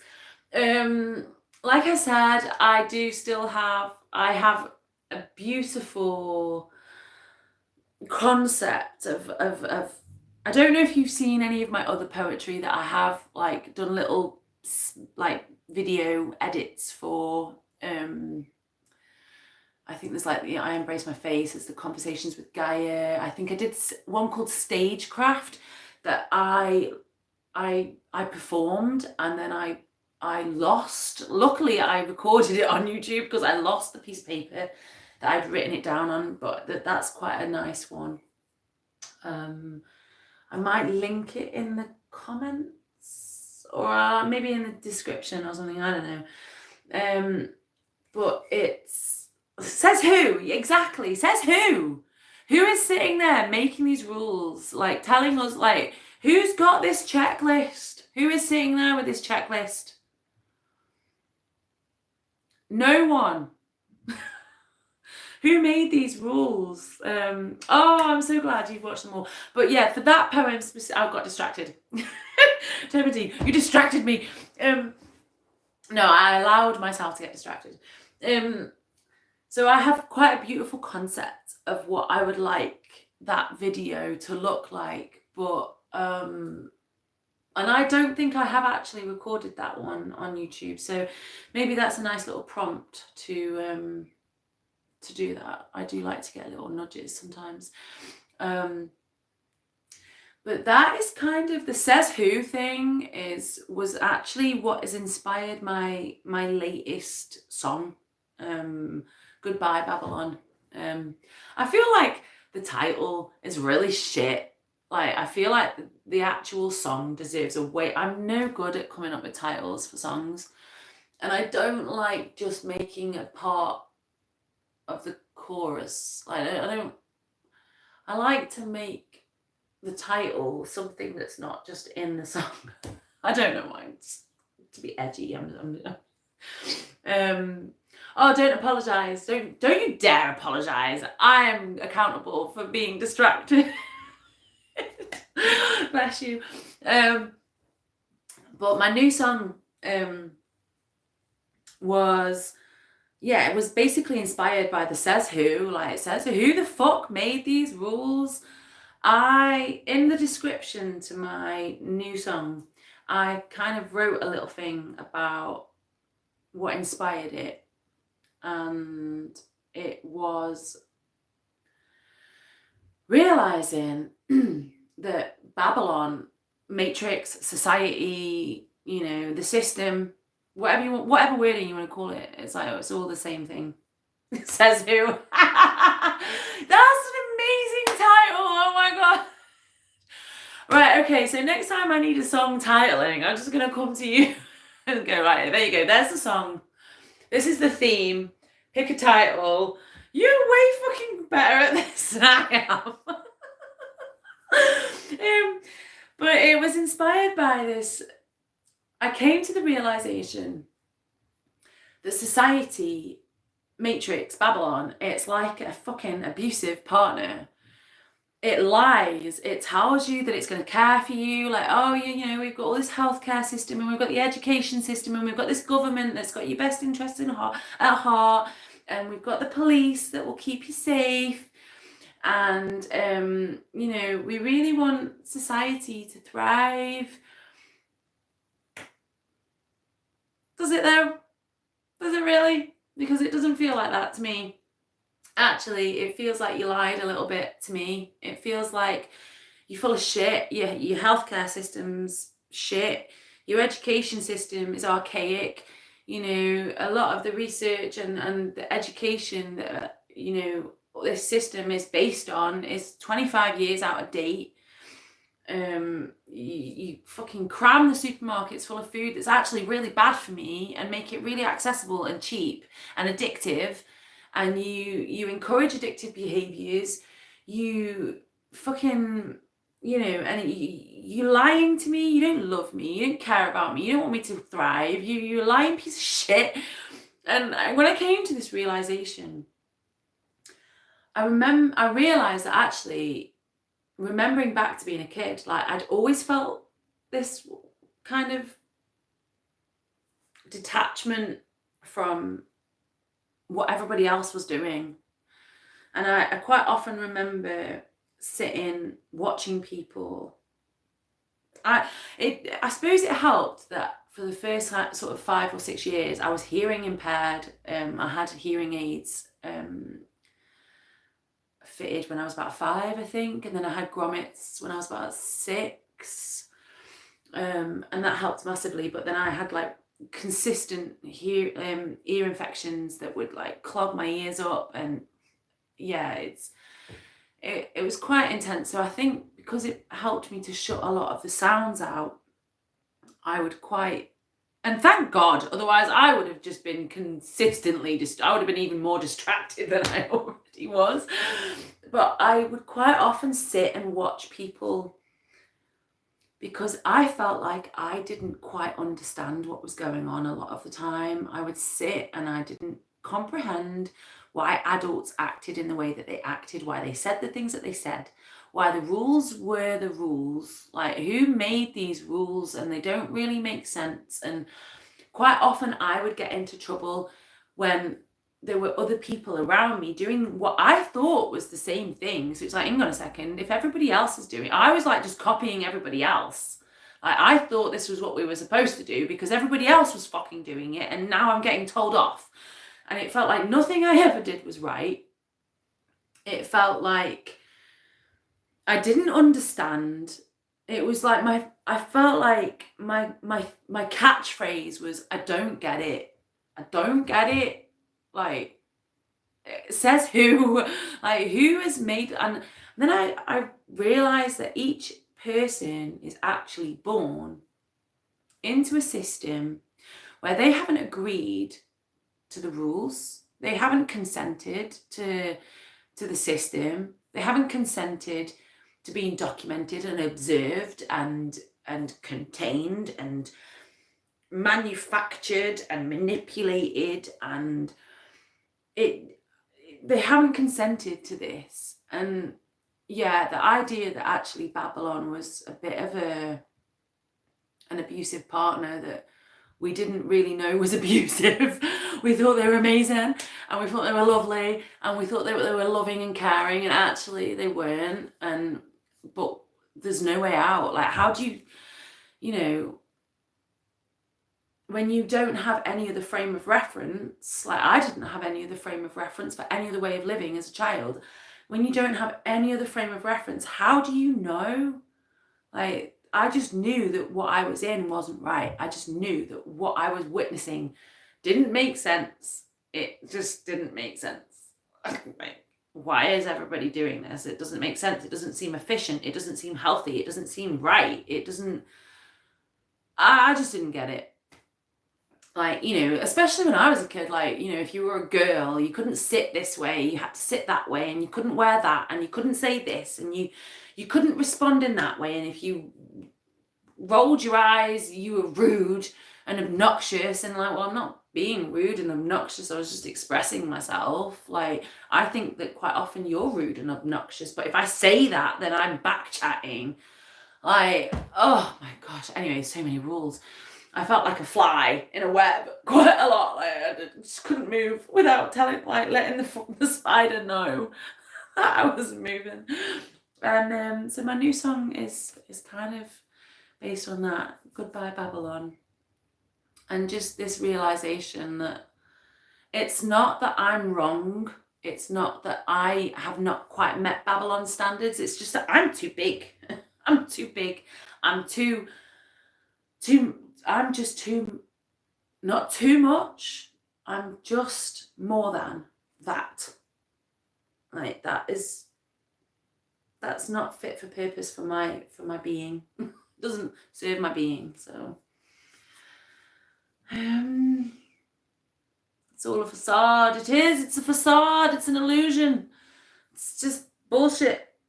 I never understood it to when I was young. It felt so unfair. Yeah, I just didn't get it. Like, that's it. I could sit here and talk about it for hours. Just like the levels of it. Just don't get it. What was it that made you see through it, Colette? Like, what was it that do you remember what it was that made you go, oh, ooh, like, ooh, ooh, we've been doing this, like, oh my God.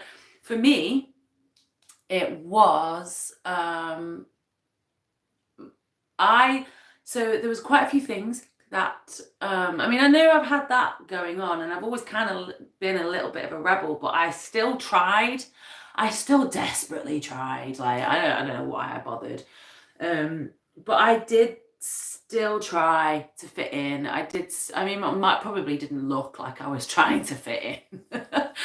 But I really did, like, you know, I did try to do all the things and put my kids in school and, you know, do the whole sort of thing. And no, I stopped drinking, and one of my children just could not engage with the school system at all. I think it was number 5. The older 4 had kind of managed. I mean, I didn't realise that it was kind of breaking them a little bit at the time, but it was. And then number 5 went into the school system, and it was just like, no, not engaging. No, this is stupid. Oh, I'm not doing that. I don't care. And well, this is just stupid. And I didn't realise was getting really badly punished for it, and I wasn't being told. And it actually broke him a little bit until I saw that I didn't feel comfortable sending my children to school. I didn't feel like they were safe. I didn't feel like they were. It just kind of like, I think to some degree I had kind of forgotten what it was like to be a kid when I stepped into mum role a little bit. And then him going into the school system and really struggling with it, and to the point where like he developed a stammer where he couldn't finish a sentence. He was getting really like anxious. He was becoming a little bit violent actually as well. So he was obviously replicating other children's behaviors that didn't sit well with him. So it created this like conflict in his personality. And it just pulled me back to being a kid. And like, it was almost like, I don't know, like a little wormhole. Where I kind of like my being got sucked back to being a kid, and remembering sitting there like feeling like I didn't understand it, and it's just like, oh my god, what the fuck? I've been engaging with this weirdness. I've been part of the weirdness. No. And yeah, so it was a big step taking the kids out of school and home educating them and taking them out of the system. And my eldest was actually really, really like good at like could read like 2 books a day, and could remember almost everything that was in the book, and was reading all this like intense stuff that I had no idea, and could like comprehend like physics that I couldn't fucking comprehend, and was sort of pointing out to the teachers where what they were teaching was not actually right, and I was like, oh, okay. So that was my. Oh, okay.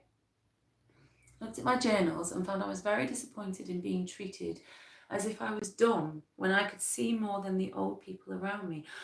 Wow. Okay, so like you looked through your childhood journals. Nice. Yes, number 5 is very, very cool. They are now 16, and their ability, they were a daydreamer. They used to zone out all the time, very rarely in this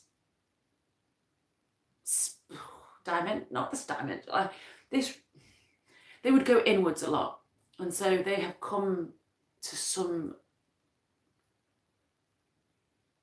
very profound knowings, like just by sitting and having that space to daydream.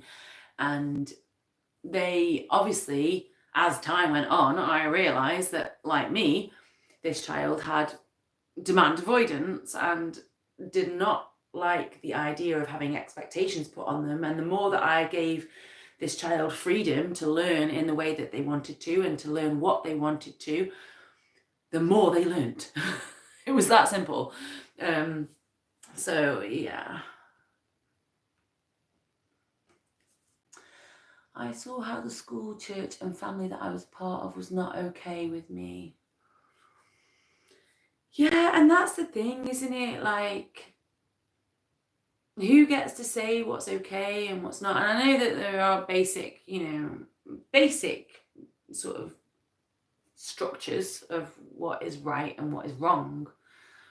But who's to say that somebody's being is wrong just because they want to learn in this way, or think in that way, or dress in this way, or they want to wear their hair that way, or they want to sit in a certain position, or they want to fidget and move around more. Like, who's to say that that's wrong? And occasionally some people still like will put little comments on my videos and like make a comment about the way that I move my hands, or the way that I sit, or the way that I move around and fidget. And it's just like, why did you even need to comment? Like, why has it bothered you? Just press stop, click off the video if it's bugging you that much, and watch something else.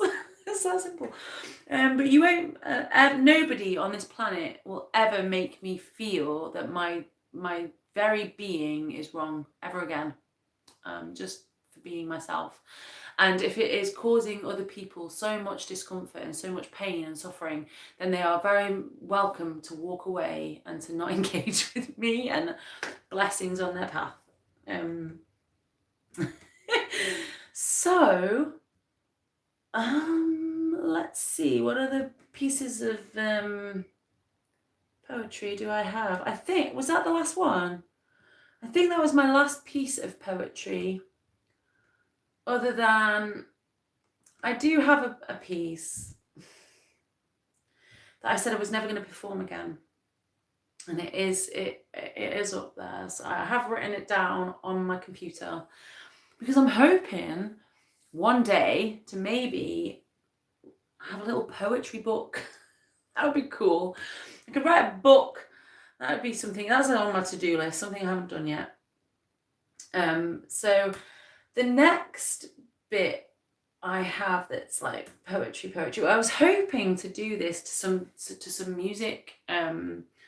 This piece that I've written is it's a set of bars, and it's a new set of bars. And I haven't learnt it yet because I haven't done it to music, but a friend of mine has sent me a piece of demo music, and it's hopefully going to be turned into a song.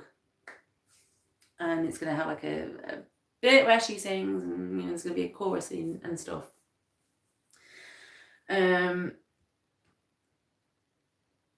And so I don't know whether or not to do this one. I might leave that one, actually. I think I'm going to leave that one. But what I will do is I will do some of my other sets of bars, my raps, words, but only the ones that I've already released, I think, because I did ask her if she was okay with me doing it, but she hasn't come back to me, and it's not really that important. You'll hear it when it's ready, I'm sure. So here we go. Before I start, I homeschool, I don't go to church, and I cut ties with my religiously abusive family, now forging a new path. Wow, that is so courageous. And I don't think many people maybe comprehend how difficult it is to move away from a religious community. I haven't had that experience with religion myself. I have seen how religion has been used to control people, and how it can be very much like you are in this very small community, and then you can't step out of it, and and how it is scripture. I have a love-hate relationship with scripture and with religion.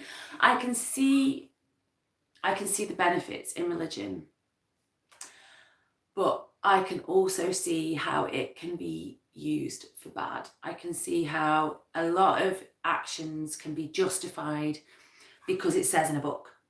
Well, it says in the book. So, but then it can also be massively taken out of context. It can be used as a way to shame people for just being human. We are human. God made us to be human and gave us the beautiful gift of free will. And my perception of creator, universe, whatever wording you want to put on it, it's, you know, sometimes the words can get in the way a little. My perception is that a creator God loves you infinitely and unconditionally, no matter what you've done.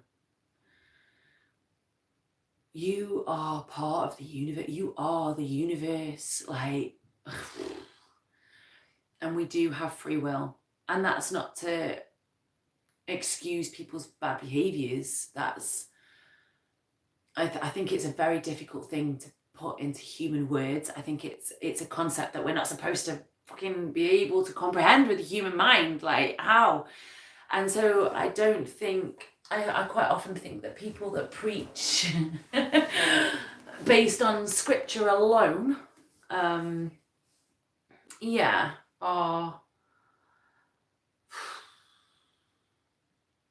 scared people. I think they're very scared, which is a shame, really.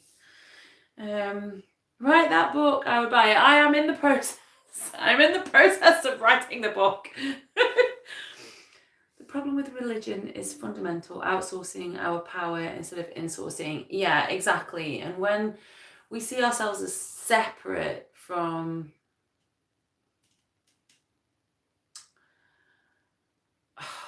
I always think, like, God has got our back, man. God doesn't want us to fail. Like, the universe does not want us to fail. Why would it? And we have the whole universe within these vessels, these beautiful, amazing, fucking powerful, capable, strong, courageous vessels. And, you know, I think it's good to be open-minded, like, for everybody really. In all ways, our opinion, our preferences and our knowings should change as our lives change and as we grow and evolve. And wow. Right, shall I get on with some poetry rap, some rappy poetry? Let's see. I will try. Woohoo! Okay. Can you hear that okay? And me over it as well. Does that make sense? Will you just give me a little thumbs up or something? Because it's going to be about this volume. So just let me know if that's nice. Thank you. Okay, so this piece is called CND Mission. It's about the balancing of the masculine and the feminine. Masculine and feminine, we're going on a mission. We've got to sort our karma out, so check my vision. Yeah, you go your way and I'll go mine. We'll come back together from time to time, cause our timelines will flow parallel to each other. I'm not just your sister, you're not just my brother, no. We were made from one, so one becomes two. We double up on our mission as we step through portals in time, so we reach to higher levels. I will walk with the angels, you walk with the devil. So we've got both sides of this universal coin, flicking through timelines as we both join the threads of life to make a golden web with love at the center, so we can both get downloads from source, so we vibrate higher. We can shed the players, the deceivers and the liars, so our path is clear to walk with clarity, cause the essence of life is to have variety. Yeah, experience is wisdom, you've gotta feel it all. When you live the full spectrum, you'll hear the inner call to work through the chakras. Feel it in the rising Kundalini energy is gonna get exciting. You'll feel the full power, you'll see the full scope that life is always full of hope. Yeah, it's in Pandora's box when the chaos is unleashed. You'll feel the peace within when the center is reached. So sit with the stillness, hear the roar of silence. You might feel some triggers, you might feel some violence, but that is just the fear of the pain and the struggle. But what you do not realize is that you don't have to juggle. No, you can drop those balls, the universe will catch them, and with her loving arms around you she will wrap them.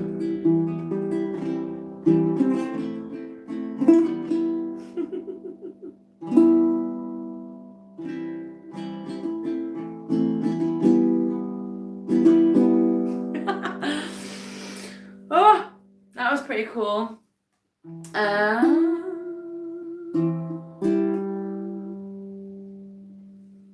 Let me think.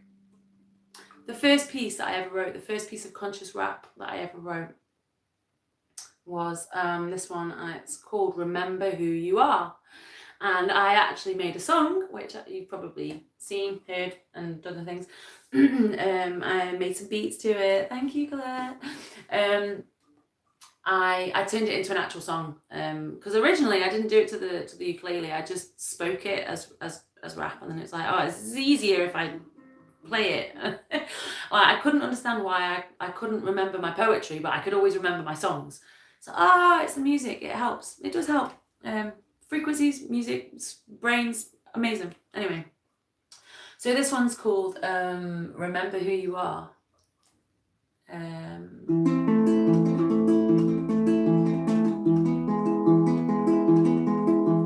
Open up your heart and hear the words that I am saying. I've travelled many light years, I'm a high priestess in training. Yeah, my sisters and my brothers, we are channeling ancient wisdom to guide you through the shit so you can step out of the system where the queens and goddesses are equal to the kings and gods. When love is at the centre, we become the lightning rods for knowledge and abundance and then from our higher self. But first you gotta do the work, put ego on the shelf. You gotta do your daily diligence, forget the NPCs. They'll say the door is locked, but won't say you've got the keys. They'll say the search for happiness is just insanity, but you've always had the power to create your own reality. Just focus on yourself, ignore the fucking lies. They'll distract you and deceive you, and they'll cover up your eyes to blind you from the truth of who you really are. But you were made from God and you came down from the stars. So tap into this source of unconditional love, cause this divide and conquer shit, I've had enough. We gotta love each other, help each other, hold each other's hands, tread lightly when we put our holy feet upon this land, cause we are fucking sacred and our mission's loud and clear. When we embrace our shadows, we have nothing left to fear. So whenever you're in doubt, put your attention to connection, and you will taste the sweetest fruit of spiritual ascension.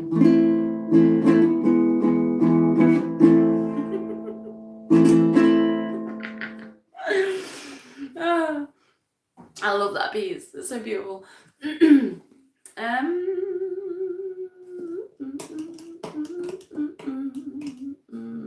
Which one next? Let me get my little doofer out. I need to restring Buku. Do you play an instrument, Colette? Or turpentine? Turpentine. Could be both, right? Do either of you play an instrument? Oh, hey, yours. Hi. I was on your short before when you were in the garden. Oh. Hey, how are you doing? Your Horse Girl 77. It's lovely to have you here. How are you? Thanks for joining. Thank you so very much. So blessed to have you here. So honoured. I'm gonna do.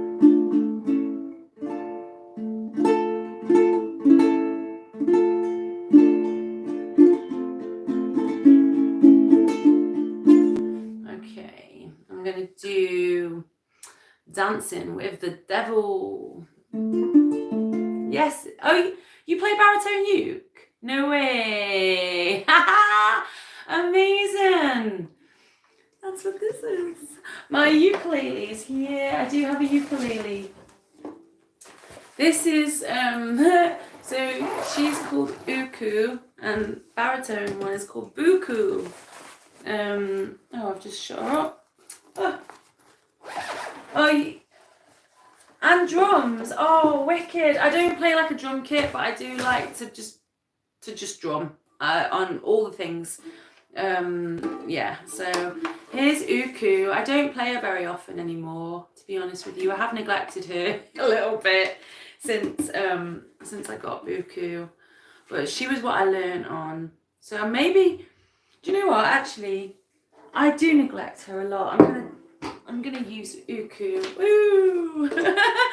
Come on, Uku, out you come. Oh, is she in tune? That might help, mightn't it? What do you play? You play both what? Did I miss something? I have a uke here, still need to learn. Was that the name? Was that what you were saying both to? Turpentine. It could be both. You have a uke. Oh, you totally should learn. It was one of the best things I ever did, was learning the ukulele. I learned how to play piano first, and then let me just check she's in tune.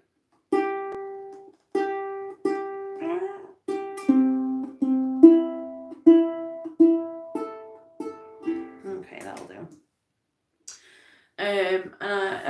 Drumming. I learned how to play the penny whistle a few years ago. That's pretty cool. That got a bit, both. I thought that's what you meant. I thought you meant your name. I just forgot we had that I had that conversation. I'm just having a conversation with myself. But learning the ukulele was one of the best things I ever did. Like, oh my gosh. Yeah, definitely. So the baritone ukulele, I found to be a lot more, there was a lot more freedom in it, and a lot more space for my fingers. So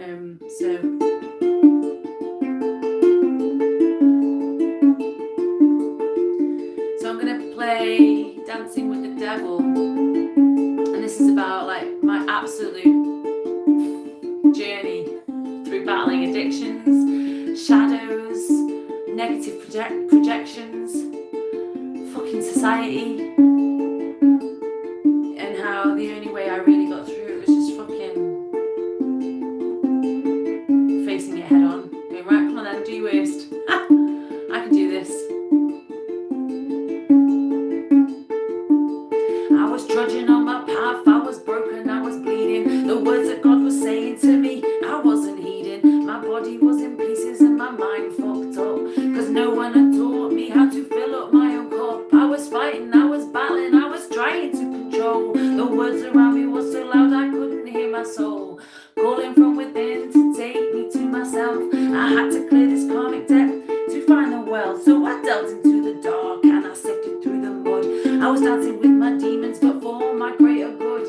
I took my suit of armor off, I charged the gates of hell. I stood before the devil and I roared at him a yell. I am ready, I am willing, so you better do your best. I don't need protection to pass your fucking test, cause even naked and alone I know that I'm enough when I surrender into grace and unconditional love. There is strength in showing weakness, and even on my knees I'll put my hands together and I'll be praying, please show me my true purpose and reveal my inner power, cause I'll be on the front line in the final hour. With my sisters and my brothers united we will stand, cause love will conquer all when we're walking hand in hand. I truly do believe that with love we can go higher, so I'm channeling this message to set your heart on fire. Yes.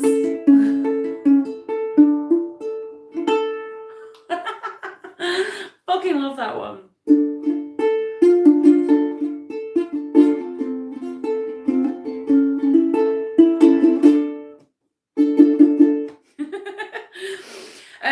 Let me see, what else do I have for this one? Okay. Oh yes. Ascension. This one's called Ascension. And actually, when I made the beats for Dancing with the Devil and turned that into a whole song thing, Ascending the Darkness, this is the second. It was originally a piece on its own. This is the second verse, basically, to that. So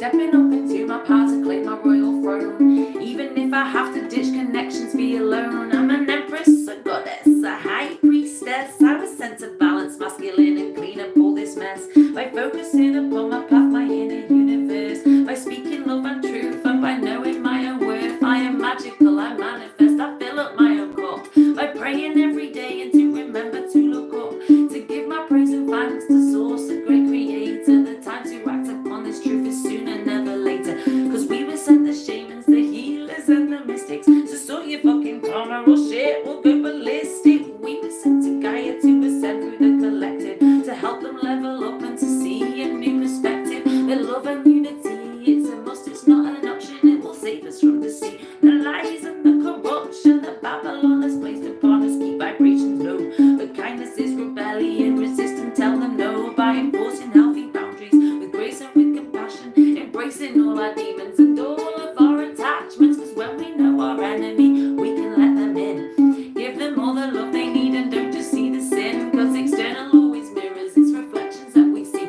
So remember, I am you and you is us and us is we.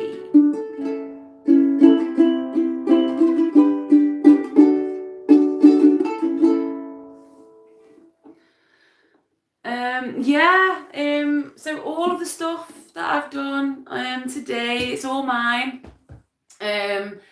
This set of bars I just did, and the one before, Dancing with the Devil, I made into an actual track. I was so fucking proud of it.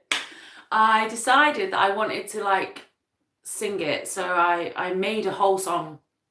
I don't know if maybe I could like do a thing where I'm like, let me see if I can do a tech thing and do a thing in the chat. So I really wanted to make it into a song, but I didn't feel that I would be able to sing it. I just wanted it to be more. I wanted it to be a bit more, because I really believe that the words that I write are truth. I genuinely, like, I don't just write shit that I don't believe. Like, I genuinely believe that the words that I write, I channel, whatever word you want to use, are helpful to people on their journey. And so I wanted to make a track because I felt that making like an electronic track would make the music a little bit more accessible to people, and it might reach a wider audience. But I had never made electronic music. I had never made beats before. And I am no good with tech. Like, I'm so bad with tech. We don't get on at all. And it's okay. It's not like a self-deprecating thing. It's just an observation as to I'm not very good at this. And that's okay. So I made... I used an iPad, basically. It was really easy. Once I got to grips with all the settings and the things, and I made my own beats. Nobody showed me how to do it. I made my own beats. I made the whole thing. I smushed it all together, and I made the track. I was so fucking proud of the track. I went and performed it at an electronic open mic thing, an electronic music open mic, which I didn't realize they were actually quite big deals to people. Right, let's see if I can do a thing. Share. Let's see. Copy. Can I do the... Oh, there's a little button that says copy. Look at that. I've copied it. Yeah, and then I wanted to basically make my own music video, because I'd never done that properly before. I'd made like little things that I'd edited together, but it wasn't what I wanted it to be. I wanted it to portray the journey that I had been on through what the words, what the lyrics meant. They were not just written down because they sounded cool. They were part of my life. They were part of my journey, that I had lived through these words, and I was so fucking proud of coming out of the other end of them, that I wanted to make a video that fully portrayed my journey.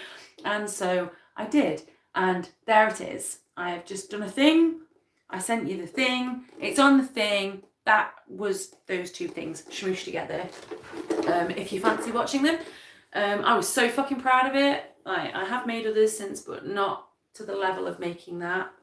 I do also actually, while I'm doing the self-promoting thing, which I'm actually not that good at, really. I should be a lot better at it. No, actually, there's that word again, isn't it? Should. I'm doing exactly what I should do. Nobody said anything. Who says? Says who?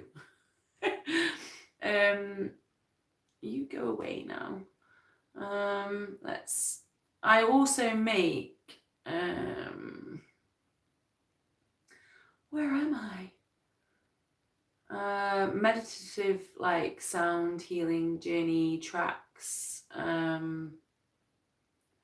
which I think put on like my community tab. Did I do that? I'm sure I did that. Like, fucking how people do this all day, every day on like social media, I do not know. It's like, I did a thing. Yes, I did do a thing. I put it there. It is this this channel. If I put that in as well, this is also me. I do like shamanic sound journeys and sound healing and frequency healing. And I recently made a video that is, because a lot of my children, well, all of them are technically neurodiverse in multiple ways. I realised that not everybody can meditate with their eyes closed, and they can sometimes find it quite unsettling and unnerving, and it can be a barrier to meditating.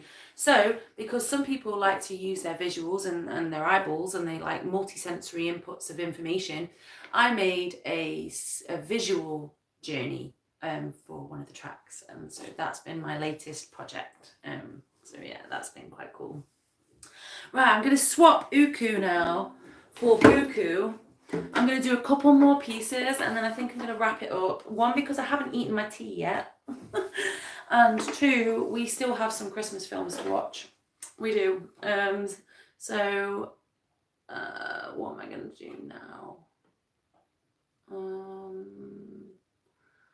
I'm going to do, which ones haven't I done? Okay, I will do...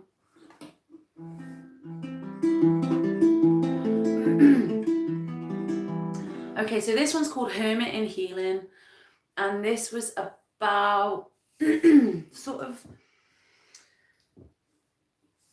for the first time in my life, I wrote this when I first fully, I'd accepted before and tolerated periods of time of being alone, and I had recognized that being alone and being in solitude and being in hermit mode was beneficial, but I hadn't ever fully embraced it.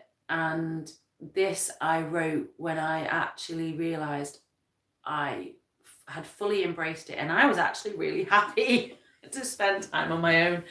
So this one is called Hermit in Healing.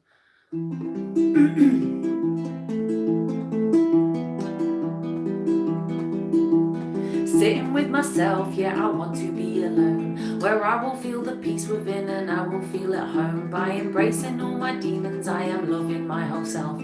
I give me all the love, I need the wellness and the health. Yeah, I'll listen more than I will speak, feel more than I think. I'll be a conduit to source, a bridge, the missing link. I'll keep my eyes upon my path and focus on my pace. See the meditation in mundane, the journey, not the place. I'll keep my heart wide open so I can love with ease, to help me see the things with grace that I need to release. I'll observe my triggers so I can break the chains of the karmic binds that will restrict and keep me from the gains that the universe will offer me when I stand in my truth. I'll be my whole self in each moment, shout it from the roof. The authenticity helps unite and to connect, so we can share the wisdom that we can recollect. This is the sound of the silence of the roar. No, I won't feel defeated when I'm weeping on the floor, cause I will see the strength in acknowledging my grief. Cause life, it ebbs and flows, and this moment will be brief, so I will trust in spirit and the angels up above. I will try to guide my enemy with unconditional love, cause my energy is clear of gods and I reclaim my aura. My power comes from life itself, the flowers and the fauna, cause I am Gaia's guardian. Gaia's got my back, she gives me everything I need. I'll never be in lack, no, as long as I've got food and shelter, air and water too. My life is in abundance and my heart is always true, cause I am on a mission, my purpose is protected. My soul is infinite and it will never be affected by external energies that may still require healing, cause path to our true selves is to feel all the feelings. So do not take it personal when people cut you deep. See the diamond in the rough about the secrets that fate keeps, about who you really are and what you really need, cause life is full of secrets about which wolf you will feed. Cause you can feed the fear or you can feed the love, but sometimes fear is easy and it's love that can be tough. But life is what you make it, it is yours and yours alone. But we can hold each other's hands on our journey home, yeah.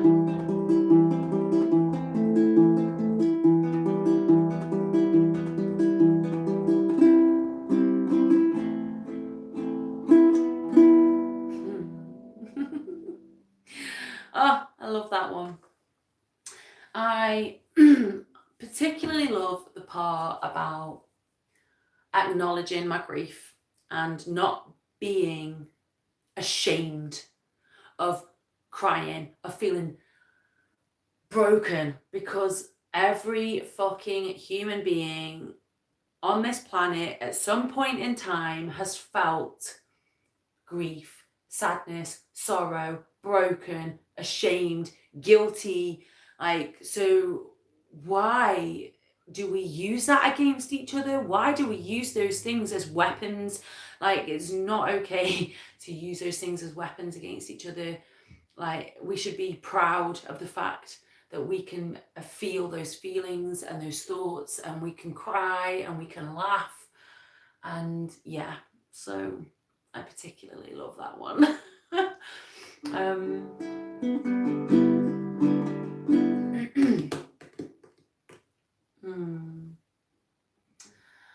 I will sing a song. I'll sing us out. How about that? I will sing a song now.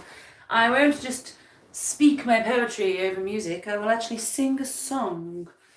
And I'm hoping I remember the lyrics to the second verse, because it is a set of bars that I have not yet managed. So it's like bars and then it's singing. Yeah, let's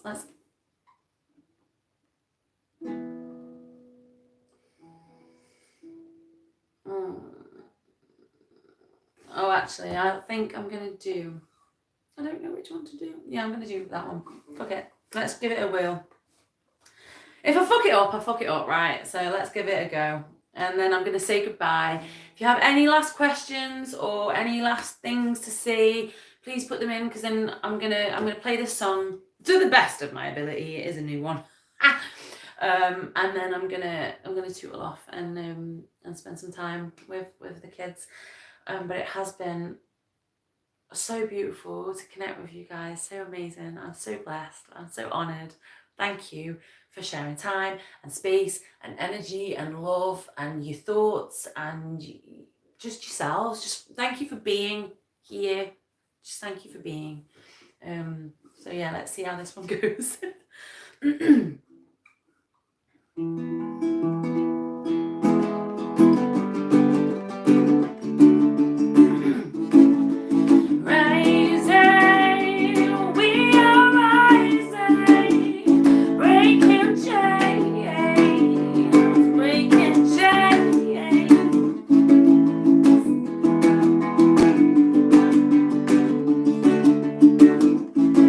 Well, the battle's bringing blessings, 'cause there's value in the lessons, even when externals pressing. It's just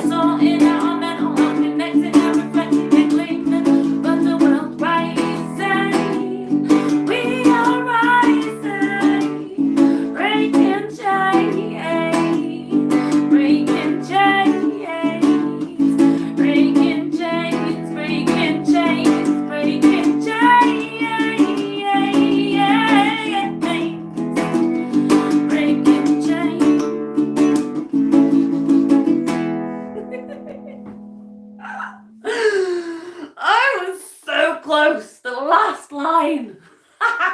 But to be fair, that is the best I've done on that song live, on the spot, yet. So I am very grateful that it went as well as it did.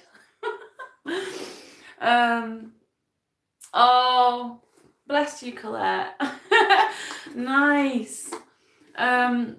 Curious to know, while on, what have I done here? There's something else here. No, it's fine. While on your walk for mental health, did you raise your voice in song in any of those beautiful chapels? Oh. I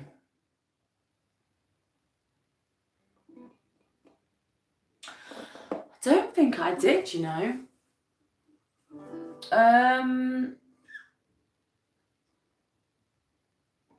I mean, I often like sing and make silly noises quite frequently, and like, you know, I'll be going around my day going like, la, and la la la la la, and I'll sing what I'm saying. But actually, I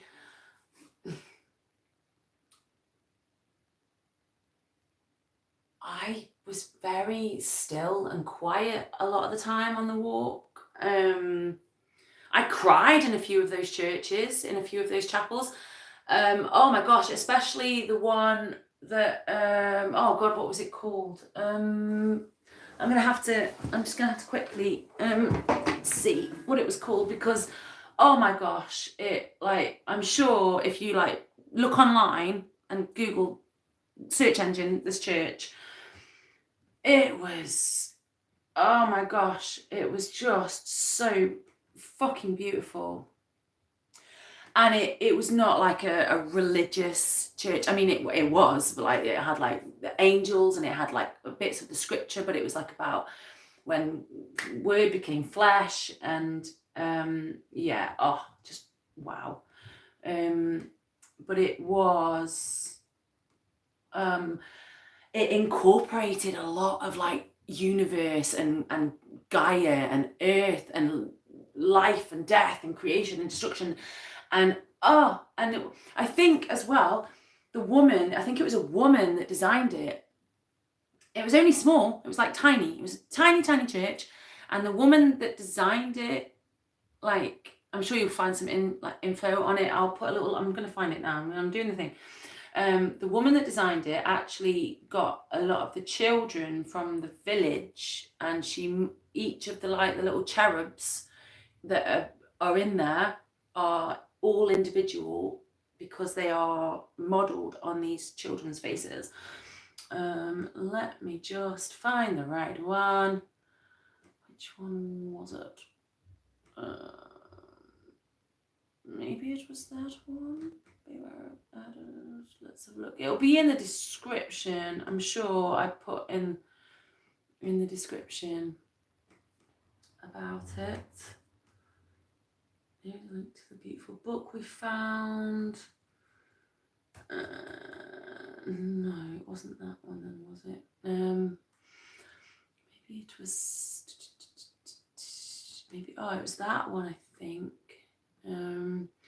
So this was definitely my favourite chapel, and it was actually, we went off. Oh, did I not?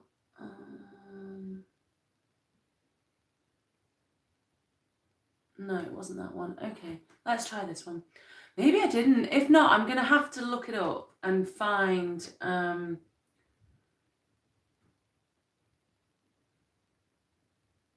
Fuck, no. Okay.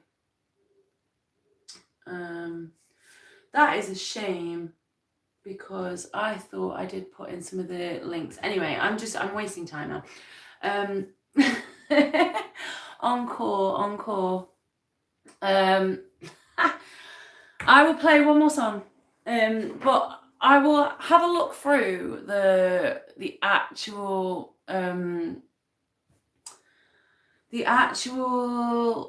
videos, because I'm pretty certain that I did. Yeah, it was very extra special. It was like fucking, I can't. Oh, I have the book. Hang on, I've got the Pilgrim's Way book here. Wait there. Wait there. Let me find it. And then I will be able to write in.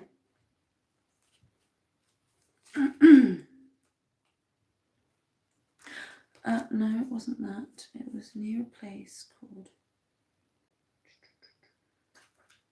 Oh, I might just be like wasting time again. Hang on. Was that it?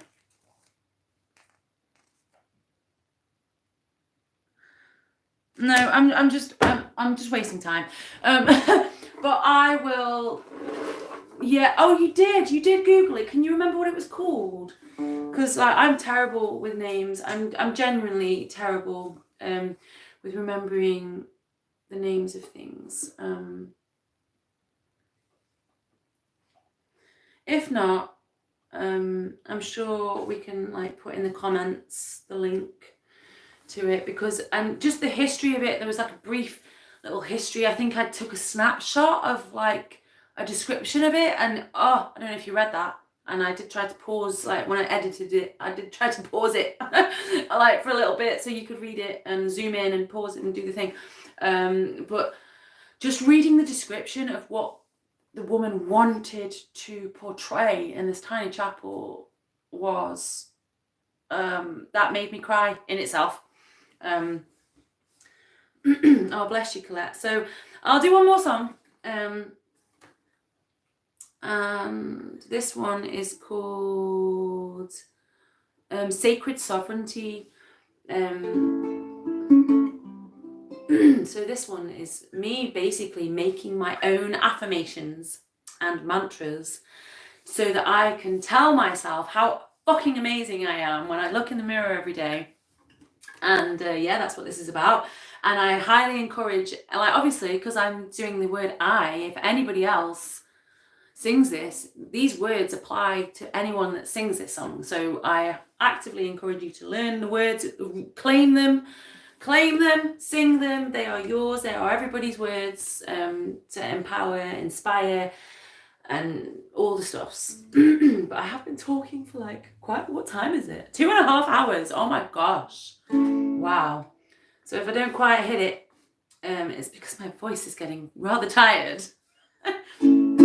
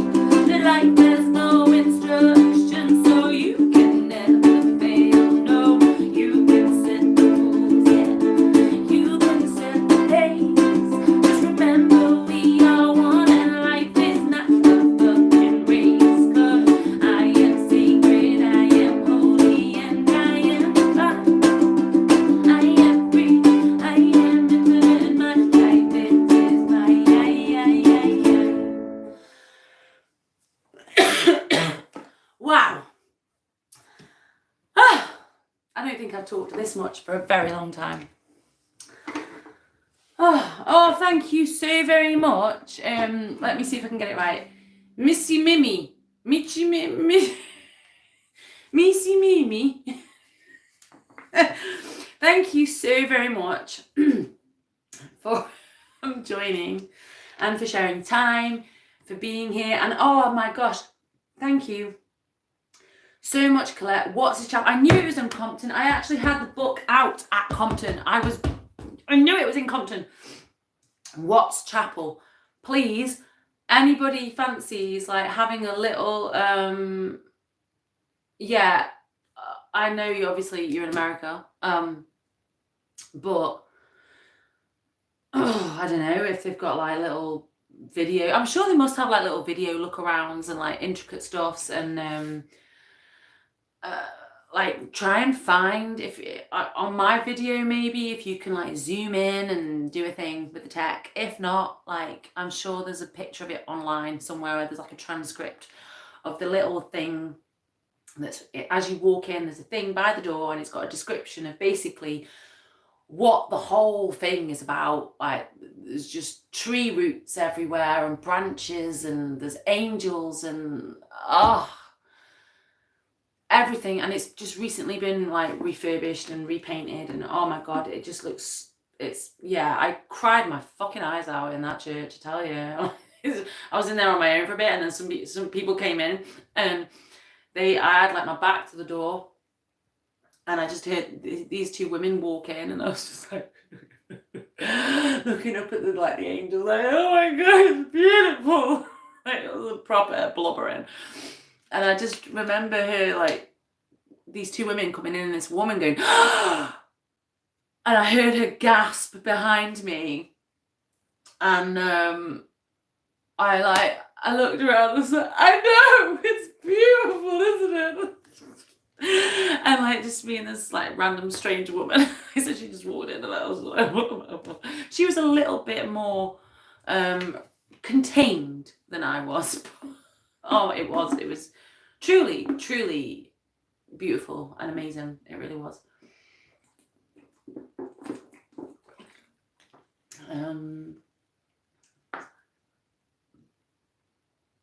Yeah, I mean, the video didn't do it justice at all.